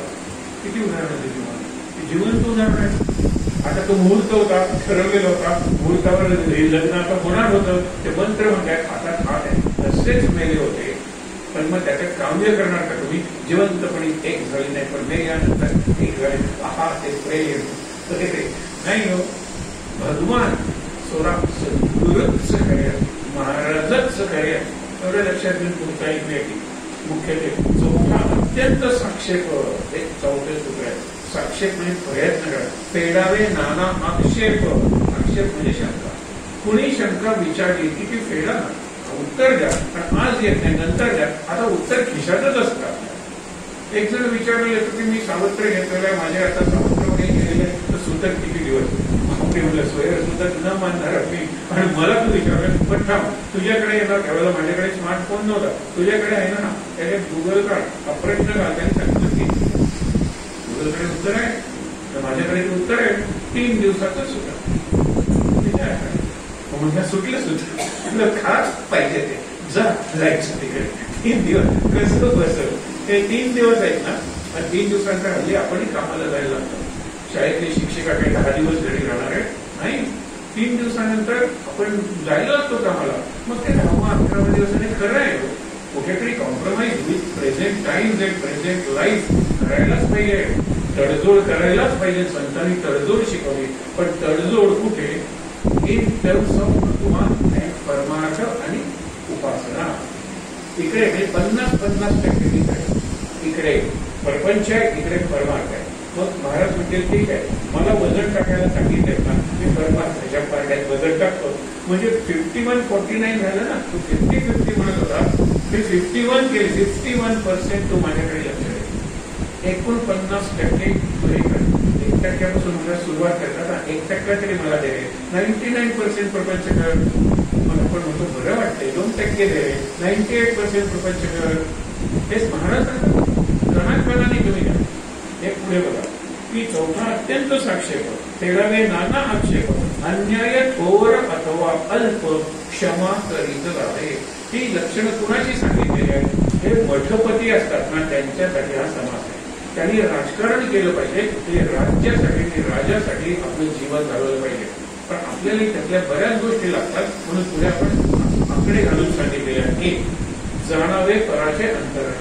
हे हेडमास्टरला तर आवश्यकच आहे. तो हेड आहे ना, क्लास टीचरला आवश्यक, सब्जेक्ट टीचरला आवश्यक नसेल, पण क्लास टीचरला आवश्यक आहे. कारण सगळ्या टीचर्सचा रिझल्ट तो बनवतो ना. प्रगती पुस्तक, प्रोग्रेस रिपोर्ट क्लास टीचर करतो, त्याच्यावर तो सही करतो. बघा विचार करून, घरातला जो हेड ऑफ द फॅमिली आहे त्याला सगळ्या घराची माहिती पाहिजे, जाणारे पराचे अंतर, ती बोलत नाहीये पण तिला खरंच गरज आहे त्या गोष्टीची, आपण आणूया या बोनस मधून मी तुला साडी घेणार होतो, ती नंतर घेतली तर चालेल का? ती बोलत नाहीये म्हणून ती मोठी आहे. जाणारे पराचे अंतर, उदासीनता निरंतर. उदासीनता म्हणजे मिळालं तर हरकत नाही, नाही मिळालं तर हरकत नाही, तुला मिळालं मला आनंद आहे, मला मिळालं नाही पण तुला मिळालं नाही मला मिळालं हे घे तुला. ते गरीब माणसं देतात, श्रीमंत देतात, खरंच ते. मी अगदी एवढंच बुटूक असतं पेन्सिल, आणि तो शिक्षक घेतो काहीतरी करायला आणि नंतर धावत येतो मुलगा, सर माय पेन्सिल. तो मुलगा पणजीतल्या सगळ्यात श्रीमंत बिल्डरचा एकुलता एक मुलगा मागायला, दुसरा झोपडपट्टीत राहणारा, आणि आम्ही मुद्दामून झोपडपट्टीत राहणारी मुलं घ्यायचो शाळेत. विचार करा, कारण त्या मला स्पोर्ट्स मध्ये वगैरे बक्षीस मिळवून द्यायचे, आणि त्यांनी नवीन पेन्सिल घेतली, कुठल्या तरी बड्डेला वगैरे पेन्सिल्स वाटतात ना, ती नवी पेन्सिल आहे फुल. अशा वेळेला शिक्षक जातो स्टाफ रूम मध्ये आणि त्याच्या लक्षात येतं त्याने आपले मुलं he comes back to the class, आणि ही पेन्सिल कुणाची आहे? तो गरीब मुलगा झोपडपट्टीला मुलगा, सर माझी आहे पण कीप इट फॉर यू. तो श्रीमंताचा मुलगा एवढंच बट ऑफ द पेन्सिल मागायला, सर माय पेन्सिल. किती उदाहरणं सांगू तुम्हाला. म्हणून श्रीमंत माणूस, सत्ताधारी माणूस, सौंदर्यवान माणूस, सुखात असणारा माणूस हे माणुसकीच्या लेवलवर, आनंदाच्या लेवलवर खूप खाली आहे, खूप खाली आहे. माझ्या जीवनाचा अनुभव आहे, लक्षात घ्या. संत हे सांगतात, मी त्याप्रमाणे वागतो. खालची माणसं खरी माणसं आहेत, वरची माणसं वगैरे खोटं बोलतात, व्हॅनिटी म्हणतात, दांभिक असतात ते. बघा म्हणून सांगितले पुढचं, नीती न्यायाचे पालन, आपला प्रपंचही सांभाळावा, इतरांच्या प्रपंचाला मदत करत प्रसंगातील प्रपंचातील प्रसंगाचं गांभीर्य ओळखणं. आवश्यक तेवढे धैर्य. आपण गंभीर असतो का? नसतो. नको त्या गोष्टीबद्दल आपण सिरियस असतो, आणि हव्या त्या गोष्टीबद्दल आपण बिलकुल सिरियस नसतो. उदाहरण सांगितलं, एक जीवनातल्या संधी, we have to be serious about that. आपण सिरियस नसतो, पण हा नवीन कपडा आहे त्याच्यावर डाग पडू नये हे याच्याबद्दल सिरियस असतो. We are serious about not serious things.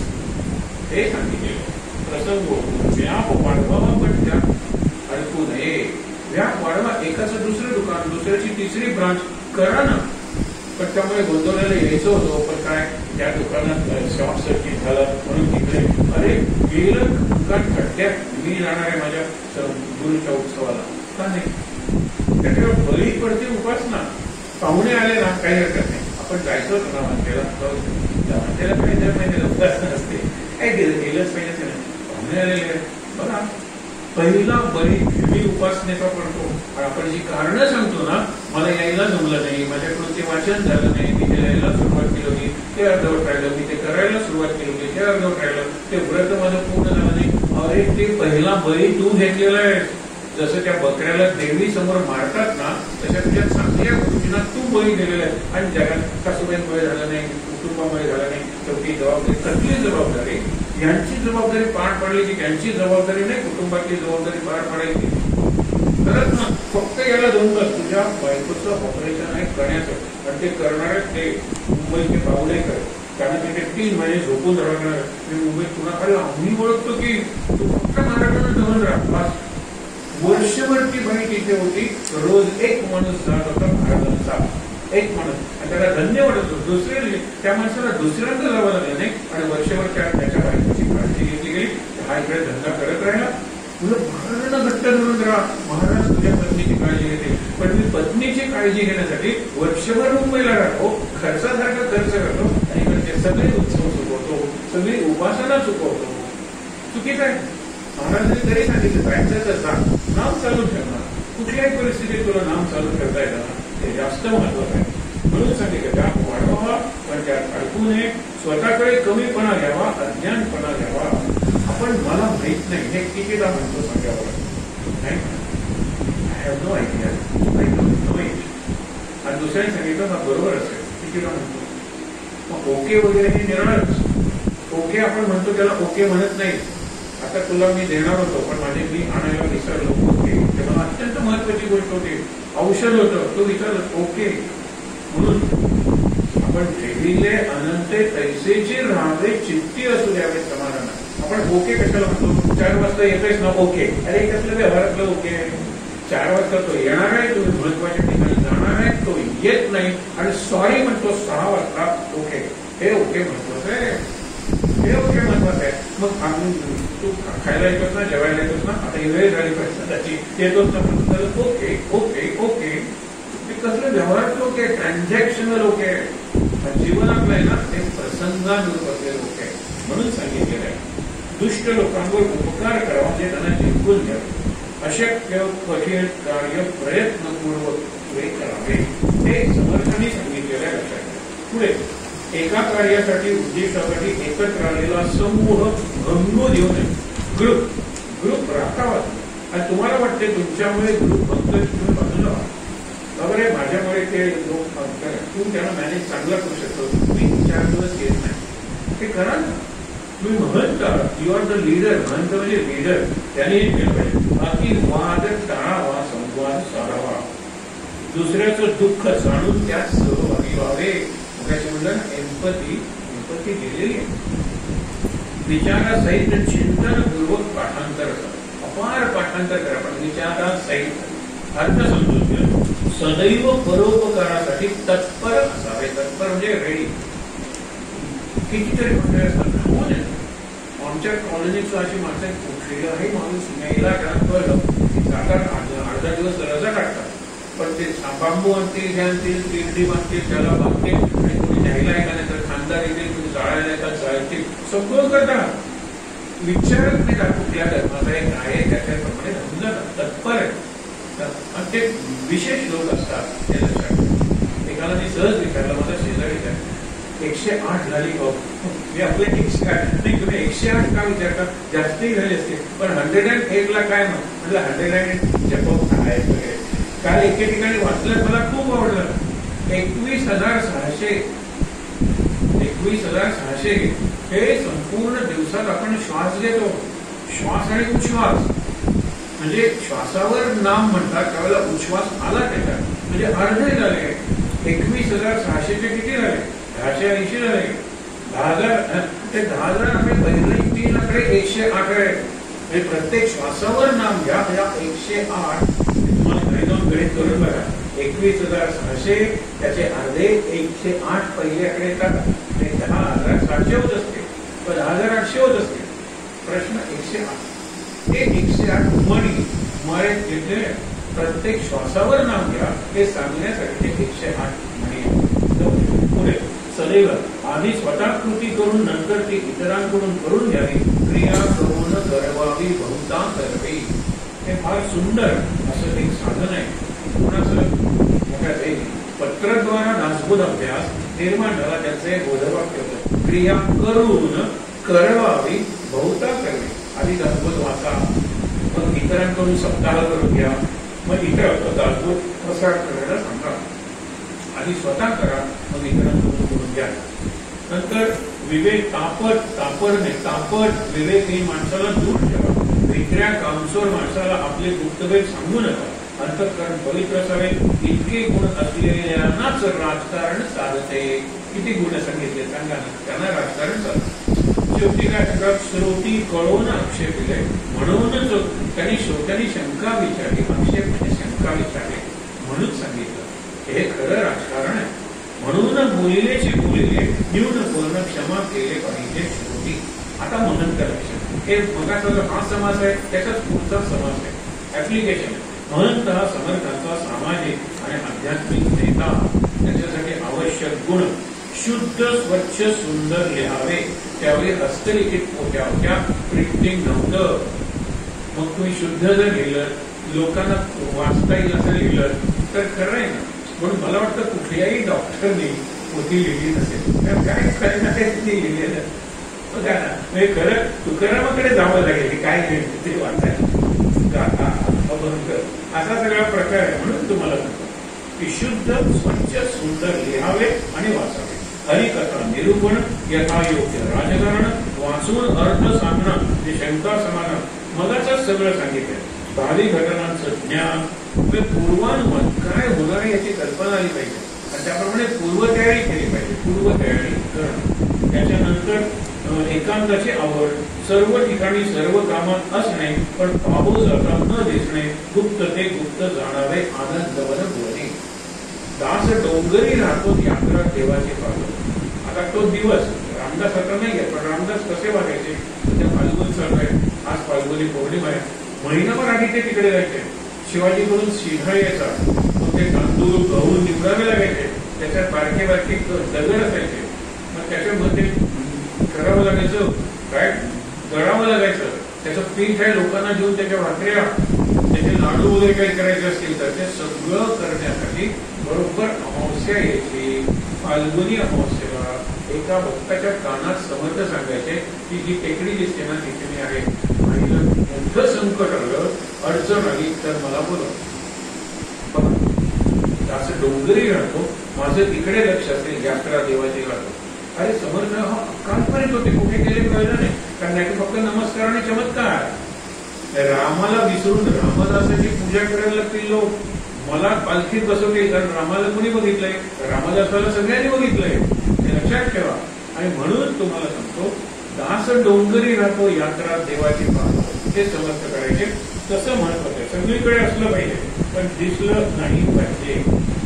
आपल्यासारखे शहाणे करून सर्वांना वश करणे याला जाणतेपणाची महंती म्हणतात. महंते महंत करावे सांगितलेलं आहे की ज्ञानाने भरावे आणि सगळं ज्ञानी करून विखुरावे, देशो देशी विदेशी सगळीकडे पाठवा. आपण म्हणलो होतं ना 1100 मठ होते, 1100 महंत असले पाहिजे. कुठे तयार केले हे सांगितलं इथे. महंतांनी महंत करावे, युक्ती बुद्धीने भरावे, मग तयार करून विखुरावे ज्ञानादेशी विदेशी. महंताने महंत केलेच पाहिजे. एक तुम्ही सहज बघा, अनुयायांची शाळा कोणी जर तयार केली असेल तर महात्मा गांधी. 6 महिन्यात त्यांना मारले, भारतात झालं ते दंगली वगैरे झाले, ते धार्मिक सोडा, राजकारणात पोकळी निर्माण झाली. अजून पाकिस्तानला लोकशाहीचा लीड मिळालेला नाही. आपल्याकडे कुठे इतक्या इलेक्शन झाल्या. अगदी इंदिरा गांधींनी तुला म्हणाले की आता इलेक्शन त्या हरल्या होत्या, इमर्जन्सी नंतर त्यांनी सूत्र हातात घेतलं.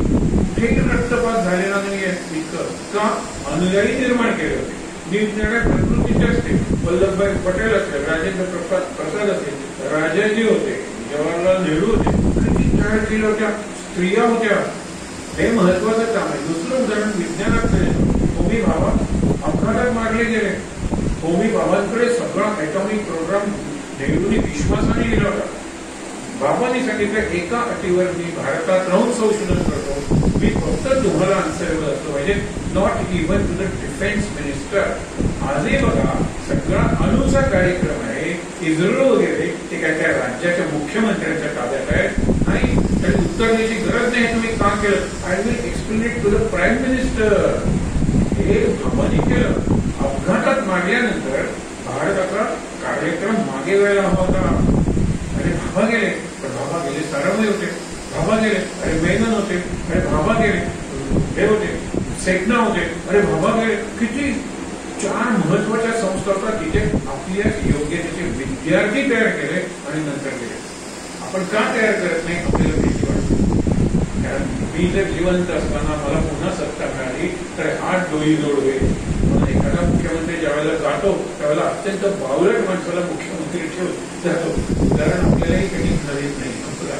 म्हणून तुम्हाला सांगतो, हे त्याला स्वतःवर विश्वास आहे, तो नेते तयार करतो, तो विद्यार्थी तयार करतो, अनुयायी तयार करतो. मला माझ्यावर विश्वास आहे. आणि विश्वास कशाबद्दल? मी तुझ्यापेक्षा श्रेष्ठ नसेल, पण तू सत्तेवर, मी सत्तेवर आनंदाने दूर करेन, मी तुला सगळं सहकार्य करेन, हा विश्वास असला पाहिजे. नाहीतर मला तू सत्तेवरून काढले, तुझी सत्ता कशी जाईल? सॅबोटाज. ते कसलं आहे? दुष्ट राजकारण. पुढे बघे, ऐसा पुरुष धारणे का तोची आधार बहुतांचा, दास म्हणे रघुनाथाचा गुण घ्यावा. रामाला श्रेष्ठ का म्हणलं? सगळ्यात बलाढ्य शत्रू आहे ना रावण मधले. हे दुर्योधन वगैरे कुठले हो? दुर्योधन, जरासंध, शिशुपाल काय योग्य नाही त्याचे. रणौगती काय हलवलं होतं कुणाला? शंकराला. शंकराचं आत्मलिंग मिळवलं होतं. पुढे ते गोकर्ण महाबळेश्वर करणं आपल्याला म्हणजे गणपतीला लिहून ते आत्मलिंग परत घ्यावं लागलं. केवढी योग्यता होती त्याची. त्या शत्रूला रामाने मारलं. कसं मारलं? रामाच्या पायात चपला नाही आहे, तो रथातून लढतोय, इंद्रजित आकाशात जाणाऱ्या रथातून लढतोय, राम पायी आहे म्हणून रघुनाथ श्रेष्ठ आहे. आणि रामाचं सैन्य म्हणजे वाकडं, पण त्याचे सैनिक म्हणजे राक्षस, कुठलंही रूप घेणारे, एवढे महान शक्तिमान म्हणून राम श्रेष्ठ आहे. रघुनाथ, रघुनायक का म्हणतो आपण? अरे वानरांच्या मदतीने सगळ्यात बलाढ्य असलेला आणि किती संधी साधू असतात त्याचं उत्कृष्ट उदाहरण इंद्र आहे. रामाने युद्ध सुरू केलं, राम पायी लढतोय, सगळेजण इंद्राला सांगतायत आणि रामाला रथ दिला पाहिजे. राम अयोध्येचा रथ घेणार नाही, जरी सुग्रीवाचं राज्य असलं किष्किंधेला तरी घेणार नाही, विभीषणाच्या वशिल्यानं लंकेतला रथ मागवणार नाही. राम पायी लढतोय आणि सगळे रथातून लढत आहेत. ज्या वेळेला पहिल्यांदा सगळ्या मारलं सरदारांना, नंतर मारलं कुंभकर्णाला, नंतर पहिल्यांदा त्याचा जो हे होता इंद्रजिताला मारलं, कुंभकर्णाला मारलं. तर रावणाला मारणं सोपं आहे म्हटल्यानंतर रावण वधाच्या आदल्या दिवशी मातली नावाचा सारथी घेऊन येतो रथ. इंद्राने रामा हा तुला रथ दिलेला आहे, कारण हे रथातून लढतायत तर तू रथातून लढायला नको का? आधी का नाही दिला? नंतर रामाचा पराभव झाला तर रावण स्वर्गावर स्वारी करेल, भीती होती इंद्राला. त्यावेळेला सगळे महत्वाचे राक्षस मारले गेले, त्यावेळेला इंद्रजित मारला गेला, त्यावेळेला कुंभकर्ण मारला गेला. आता रावणाला प्रोटेक्शनच उरलेलं नाही. मग तो रथ पडला, राम त्याला परत पडला.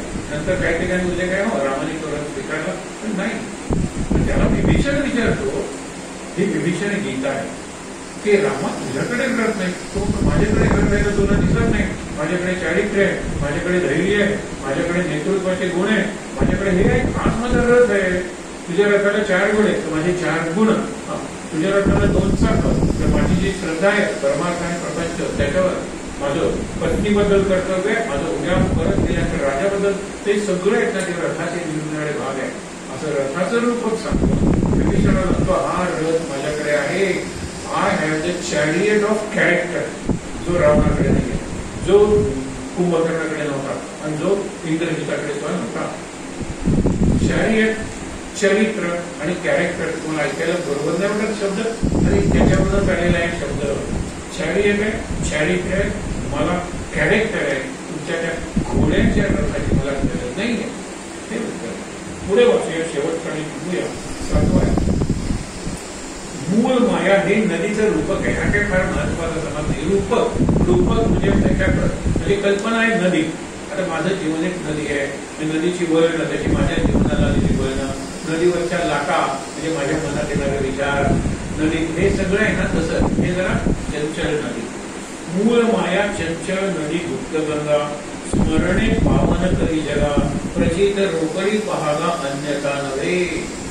माया काही निरुपयोग आहे का? त्याने मायेला प्रार्थना केलेली आहे की मला तुझ्या विरुद्ध विजय कसा मिळवायचा हे माये कृपया सांग. तर तेच सांगणार आहे ना. शारदेचं वर्णन करायचं आहे तर सरस्वतीला शरण द्यायला नको का? सरस्वती प्रसन्न झाल्याशिवाय मला बुद्धी कशी मिळणार आहे? सरस्वतीचं वर्णन करायचं. म्हणून हे शारदे मी तुला शरण आहे. शारदेचं म्हणजे तुझं वर्णन करण्याची मला बुद्धी दे, मला शब्द दे, मला कल्पना दे. हे सरस्वती का हे समाज वाचला नंतर त्याच्यात सांगितलेलं आहे. त्यांनाच शरण जाऊन सांगावं लागेल. हे म्हणून मूळ माया. नंतर काय? एक ते वाहताचे गेले माया नदी, एक ते वाहताचे गेले, एक वैश्यामध्ये भोवऱ्यामध्ये सापडले, एक साखरी म्हणजे 2 दगड आहेत त्याच्यामध्ये अडकले. हे लक्षात ठेवा. अडूक खाली कमी करून आपण मायेच्या चक्रात अडकलेलो. मायेत गोवते कोण? आई. लक्षात ठेवा, आई. मायेत गोवते. घटकांचा झाला असता तर बरं वाटले. मुला गेले मनावर नाही. महत्वाचं सुद्धा मुलाला मायेत गुंतवतो. माया आहे, प्रेम नाही आहे. मायापती, मायाधीश, मायाध्यक्ष हा जो सद्गुरू आहे ना ते मायेची माया माऊली म्हणतो ना. आईची ही सद्गुरू माऊली सगळ्या मातांची माऊली आहे.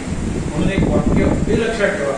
माता काय करते? माया चक्रात गुंतवते आणि ही माऊली काय करते? माया चक्रातून सोडवते. एक गोवते, दुसरी उगवते. म्हणजे सोडवते. कितीदा म्हटलं? रामदासांनी म्हटलेलं आहे, महाराजांनी म्हटलेलं आहे. माझ्याकडे आलात ना, आता माझ्या चक्रातून सुटा. नुसत्या स्वतःच्या आईकडे, आईच्या ज्या इन्स्ट्रक्शन्स असतात ना, त्या मुलाला बांधून ठेवणार असतात. स्वतःच वॉटर बॉटल दुसऱ्याला देऊ नको, दुसऱ्याच्या वॉटर बॉटल पाणी देऊ नको. आई खाऊ का टिफिन, दुसऱ्याला न दाखवतो. श्रीमंतांनी मला असा टिफिन खातात मी बघितलं.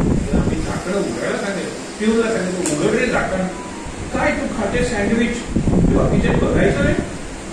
तर विचार करा, हे कोण सांगितलं तुला? का असं का करू नाही सांगितलं? तो तहानीनं तडफडता तुझी वॉटर घडलेल. आणि म्हणून एक पुस्तक लिहिलेलं आहे आपण, क्षणचित्र. त्याच्यात एक प्रसंग आहे आणि आनंद शलाकामध्ये प्रसंग आहे.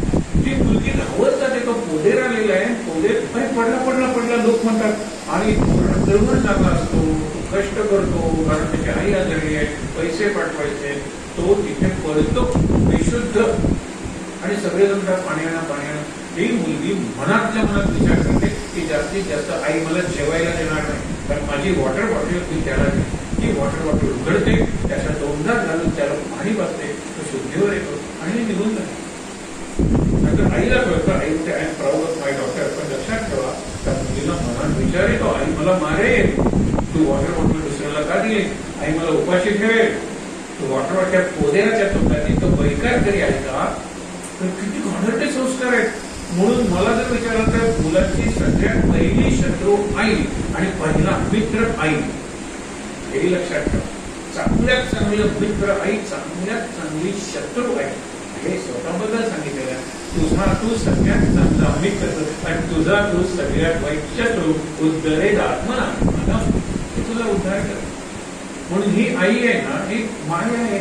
आपण शब्द ममता, अरे मम म्हणजे माझं, अहम मम, मी आणि माझं टाका. तर सद्गुरूकडे जा. पण मग माझा नवरा, माझा संसार, माझा स्त्री जेवढं करते तेवढं पुरुष करते. पुरुष चांगला आहे मला बिलकुल म्हणायचं, पण एक लक्षात ठेवते, गुंतवते तुम्हाला. हे तिथे सांगितलेलं आहे. गंगा मायामध्ये घाटाचे गेले, एक डोहऱ्यामध्ये पडले, एक साखळीत म्हणजे अडचणीत अडकले, एक आपटोचे गेली, या दगडावर आपटला, त्याला असं प्रेत आपटलं नाही का, ते जिवंतपणे आपटताय. कारण मायेत सापडले, मायेच्या नदीत सापडले. लाट आली इकडे आपटले, लाट आली तिकडे आपटले. अनुभवावरून शिकतच नाही आपण. खरंच तुम्हाला सांगतो, इतका पगार होता त्यावेळेला जेवढे दुःखी होतो, आता पगार वाढलेले आता दुःखी झाले का जास्त दुःखी होतं. खरंच जास्त दुःखी होतं.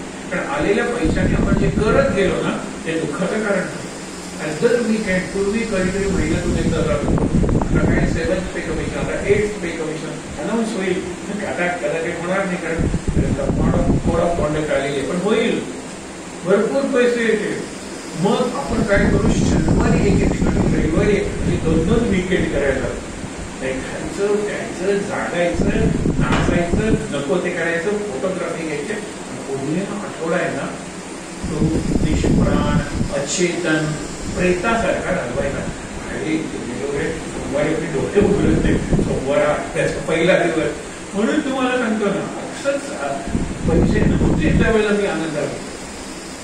पैसे आले, मी उपयोग करायला शिकलो नाही. सगळे पैसे मला दुःखाने असं बिलकुल नाही, आणि सगळे गरीब आनंदात आहे असं बिलकुल नाही. संत काय मूर्ख आहेत का? लहानपण देगा देवा, मुंगी साखरेचा रवा म्हणणारे तुकाराम, मला लहानपण दे, साखरेचं पोतं सुद्धा मला पुरत नाही, पण मुंगीला साखरेचा रवा म्हणजे एक कण मिळाला, काय आनंदात ती जाते. सेलिब्रेट करायचे, दिवाळी करूया, एक कण मिळाले. मुंगी साखरेचा रवा, लहानपण देगा देवा. बघा पुढे सांगितलेलं आहे की एक बराचे निवडले, एक ओळखची उगमासे गेले, उगम दर्शने पवित्र झाले. एक बराचे एक समर्थवान. एक लक्षात ठेवा, जो मासा नदीच्या प्रवाहाच्या दिशेने जातो तो मेलेला असतो. जिवंत मासा नेहमी नदीच्या प्रवाहाच्या विरुद्ध दिशेने जातो. म्हणून जे बलवान आहे, संत वगैरे, ते उलट्या दिशेने जातात. आणि डोळ्यासमोर आणा बरं, गंगा आहे, गंगा उगमापर्यंत, हे गंगेपासून गंगा सागरापर्यंत गंगा वाहते. म्हणजे तिथे त्याला मोठा टाकला गंगोत्रीला, गंगाला जाईल ना समुद्राला, आज ना उद्या गंगा समुद्राला जाणारच आहे. समुद्राकडून गंगेकडे, त्याला बलवान म्हणलेलं आहे, त्याला संत म्हणलेलं आहे. एडमंड हिलरी, तो म्हणून मी सगळ्यात उंच शिखरावर गेलो, पहिला माणूस एव्हरेस्टवर जाणारा.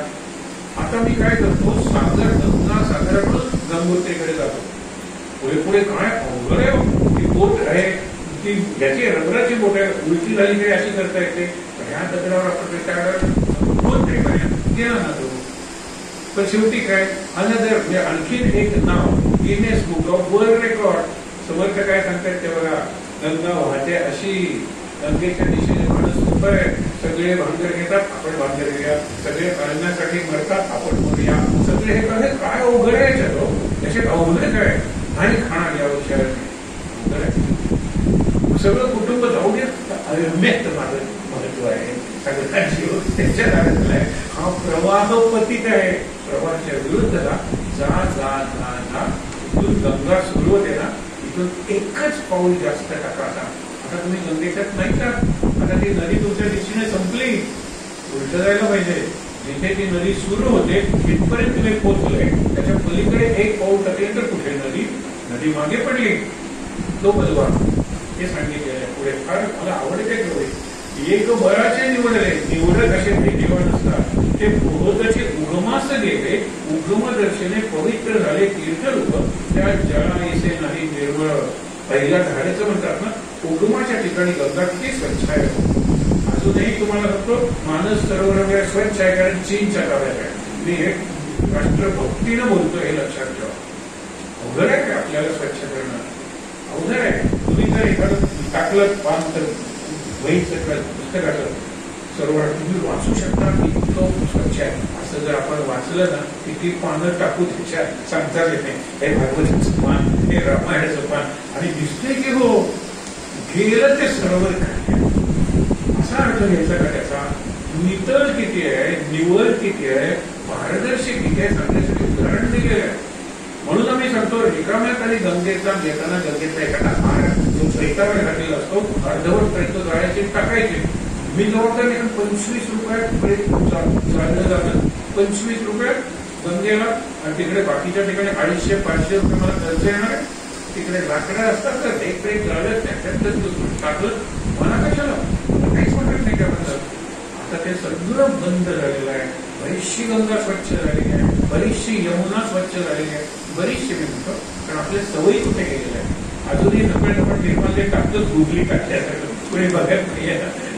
कारण बदल जाताना बघ कोणी काय, आणि ते सगळे हार मुलाच्या बाजूच्या फुटपाथवर पडलेले असतात. आणि ते निर्माल्य आहे, ते पवित्र आहे. माल्यमध्ये त्याच्यातला सुगंध केलेला आहे, ते पवित्र आहे, ते वाहिलेलं आहे, त्या गणपतीवर स्पर्श झालेला आहे. नाही टाकून दे, रात्री टाकून दे. कसं सुधारणा होतं? जोपर्यंत माझ्या विद्यार्थ्यांनी मला सांगितलेलं वाक्य होतं, मॅनेजमेंट ऑफ गार्बेज हा विषय होता. सर एकच वाक्य सांगतो, इथला गार्बेज जोपर्यंत जात नाही गार्बेज जाणार नाही. इथे कचरा आहे म्हणाले. मग कचरा जास्तीत जास्त कोणाच्या आहे असा प्रश्न विचारतात? 40 लोक. हा, त्यांनी बरोबर सांगितलं. डोक्यात जो कचरा आहे तो जोपर्यंत बाहेर जाणार आहे तोपर्यंत गोवा स्वच्छ होणार, तोपर्यंत गोवा स्वयंपूर्ण होणार नाही. आणि म्हणून गमतीनं मी सांगतोय, पण सिरियसली सांगतोय, तुम्हाला जर तुमच्या कुलदेवतेला प्रार्थना करायची असेल, गोव्यात पाऊस पडू दे, पण कर्नाटकात पडू दे, कारण बेळगाव मला वाटते येते, आंध्र प्रदेशात पडू दे, कारण इकडून आम्हाला तांदूळ येतो, इकडे पडू दे, कोल्हापूरला इकडून आम्हाला पूर येतो, इकडे पडू दे. प्रार्थना करा, कारण तिकडचा दुष्काळ आपल्याला उपाशी मारणार. काय करतो आपण? येतं तिथे आता एवढी वांगी मिळायची, आता वांगी मिळतच नाही, कारण सगळ्या इमारती आल्या नाही. कारण इमारतीचा सम्राट तिथून झालाय. काय सांगतो तुम्हाला? आणि विशेष करायचं नाही, गोव्याचा विचारच करायचा कसं होणार आहे. म्हणून सांगितले शेवटचं, उगमा पहिलीकडे गेले, परतून पाहिले तर पाणीचं आकडे काही नाही. हे मी तुम्हाला म्हणतोय, उगमापर्यंत गेले आणि परतून म्हणजे पार करून गेले, बघितलं तर नदीच नाही, नदी नाही तर काही. मायेच्या पलीकडे मी गेलो. ते अवघड आहे का? अवघड नाही. एवढं ऐकल्यानंतर, एवढी पूजा अर्चा केल्यानंतर, एवढ्या वेळा गोंदवलेलं वगैरे गेल्यानंतर, आणि तुम्हाला सहज करतो मी घेतलाय, अनुग्रह घेतल्यानंतर या गोष्टी वैचारिक पातळीवर पटल्याच पाहिजे. वैचारिक पातळीवर, मग भावनिक, आणि मग कृती. त्याचा विचार आहे, उच्चार आहे आणि आचार आहे. आचार हे विचाराच्या पातळीवर पटलं पाहिजे. महाराज हे शेवटचं आहे की वृत्ती शून्य योगेश्वर याचा भाव विचार दास म्हणे वारंवार की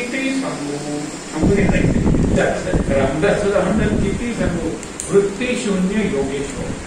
वृत्ती म्हणजे हे करू का, ते करू, असं जाऊ का, तिकडे हे खाऊन बघूया, ते खाऊन बघूया. नवीन हॉटेल निवडते तिथे तेवढी गर्दी असते. चांगलं बघूया, बघूया. पूर्वी नियम होता की नवीन तुम्ही हॉटेल वगैरे काढलं तर 6 महिने थांबावं लागतं, पूर्वी येणार नाही, पहिल्या दिवशी गर्दी असते बघा. म्हणून वृत्ती शून्य योगेश्वर ते आपलं मॉडेल असलं पाहिजे. मी वारंवार तुम्हाला सांगितलंय सतत करतात की ती सांगू, मी सांगू कुणाला ती सांगू कुणाला आनंदी तो असं नाही आनंदी आनंद, खरंच आनंदी आनंद आपण साजरा करूया. आई त्या ठिकाणी ताट बसूया, शांत करूया. आज संध्याकाळी उरलेले हे समास आणि अनुग्रह आणि होली असे 3. होली म्हणजे आपण त्याला हवन म्हणणार आहोत. हवन हवनच आहे. श्याम सगळ्यांनी बरोबर सदा सर्वदा योग तुझा घडावा, तुझे कारणी जय माझा पडावा, उपेक्षो नको गुणवंता अनंता, रघुनायका मागणे हे चिदाता. जय जय रघुवीर समर्थ. ओम सहना भवतु, सहनौ भुनक्तु, सह वीर्यं करवावहै, तेजस्विना